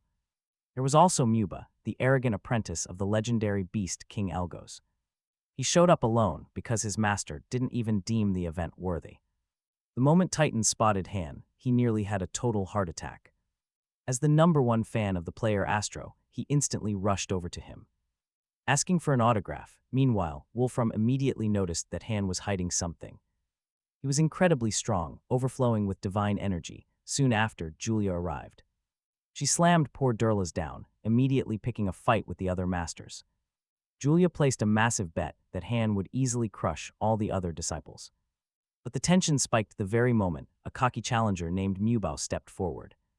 His extreme arrogance quickly earned him the nickname of a cocky little monkey. Still, everyone admitted his massive confidence made him a serious threat. While all this chaos was unfolding back at the Empire, the Emperor was far away. He was high in the mountains, speaking with the legendary Dragon Lord, Oshus. The Dragon Lord revealed that Karen had actually saved their entire race years ago. During their chat, Karen requested a dragon as a gift for his new apprentice. Oshus handed him a special dragon egg gifted by the god of the sky. He explained that raising the beast from birth would create a much stronger bond. This was far better than handing Han a fully grown dragon. Meanwhile, back at the tournament, Emperor Chan stepped up to officially kick off the event and explain the rules. Because every single disciple's life was precious, actual deaths were strictly forbidden. To keep them safe, Master Julia cast a protective shield around every participant. This barrier acted like an extra health bar. Once it broke, the fighter lost. But there was a catch. Even with the magic barrier active, they still felt pain. This meant that absolutely nobody could afford to hold back or slack off. Nuba, the savage apprentice of the Beast King, stepped up to fight first. He shunned all weapons and fancy martial arts, relying purely on raw physical strength. The match kicked off, and Han immediately activated a terrifying dark aura skill. Drawing power from his divine class, he delivered a blow so devastating that Nuba fell. The Beast Boy spat blood, his protective shield instantly pushed to the breaking point. Immediately, the angry masters began whining that divine energy was unfair. They argued that godly power had no place in a regular disciple tournament. Han was furious. As a descendant of Thanatos, that godly magic was his birthright. Even so, Emperor Charon sided with the whiners and banned Han's divine abilities. He was still free to use any other normal martial arts style. Mubao celebrated his sudden luck, completely forgetting that Han was also Julia's student. Unable to use his dark aura, Han casually summoned a massive gravitational meteor. The cosmic rock slammed down, triggering an absolutely colossal explosion. The blast leveled the entire arena, leaving Mubao utterly flat on the dirt. With Han declaring an easy victory, guards carried the broken challenger away. Master Ulfrin and Elder Duralos watched the entire scene in absolute horror. Ulfrin glanced at his disciple Titan, praying he wouldn't suffer a similar fate. Titan was famous for having an iron body and insane physical durability. Yet he secretly confessed that even he couldn't survive an attack like that. Not even with maximum effort. Meanwhile, Han strolled out of the ruins, deeply unsatisfied. He openly complained that he wanted to have much more fun. Witnessing that devastating impact was more than enough for the other masters. Master Ulfrin and Elder Duralos instantly decided they were done. They chose to leave immediately, saving their students from becoming Han's next victims. Meanwhile, Master Julia was bursting with pride over her monster disciple. She offered to buy him whatever he wanted, happily footing the entire bill. Meal herself, Emperor Karen, then presented the grand prize to the victor, which was a legendary Dragon Lord egg, gifted directly by the Sky God. Sky, the Emperor, also revealed that once Han surpassed level 200, the exclusive Imperial family dungeon would unlock just for him. Meanwhile, at the headquarters of Inferno, the company running the game, a developer named Alice was trying to figure out why the main story was shifting so wildly. She analyzed how Han, as the descendant of Thanatos and now the Emperor's disciple, had become an unpredictable variable that the system could not calculate. Because of this massive anomaly, the game system adjusted the difficulty and rewards of the entire main storyline in real time, just to keep pace with his insane growth, despite the massive mountain of. Over time, Alice found the situation incredibly amusing and decided to simply watch this insane player's next moves unfold. Elsewhere, Riina and the Heroes Guild embarked on a tense quest to reach the base of the Church of Thanatos. A massive secret force field enveloped the entire mountain, which completely blocked anyone from using teleport spells. The party also discovered that even a low-level priest of Thanatos outclassed high-ranking bishops from other religions. And to make matters worse, the ground suddenly began to shake violently. Since this tremor did not feel like a typical monster or natural earthquake, Riina ordered the guild to move forward with extreme Caution creeping closer, they spotted a massive army of cultists and warriors.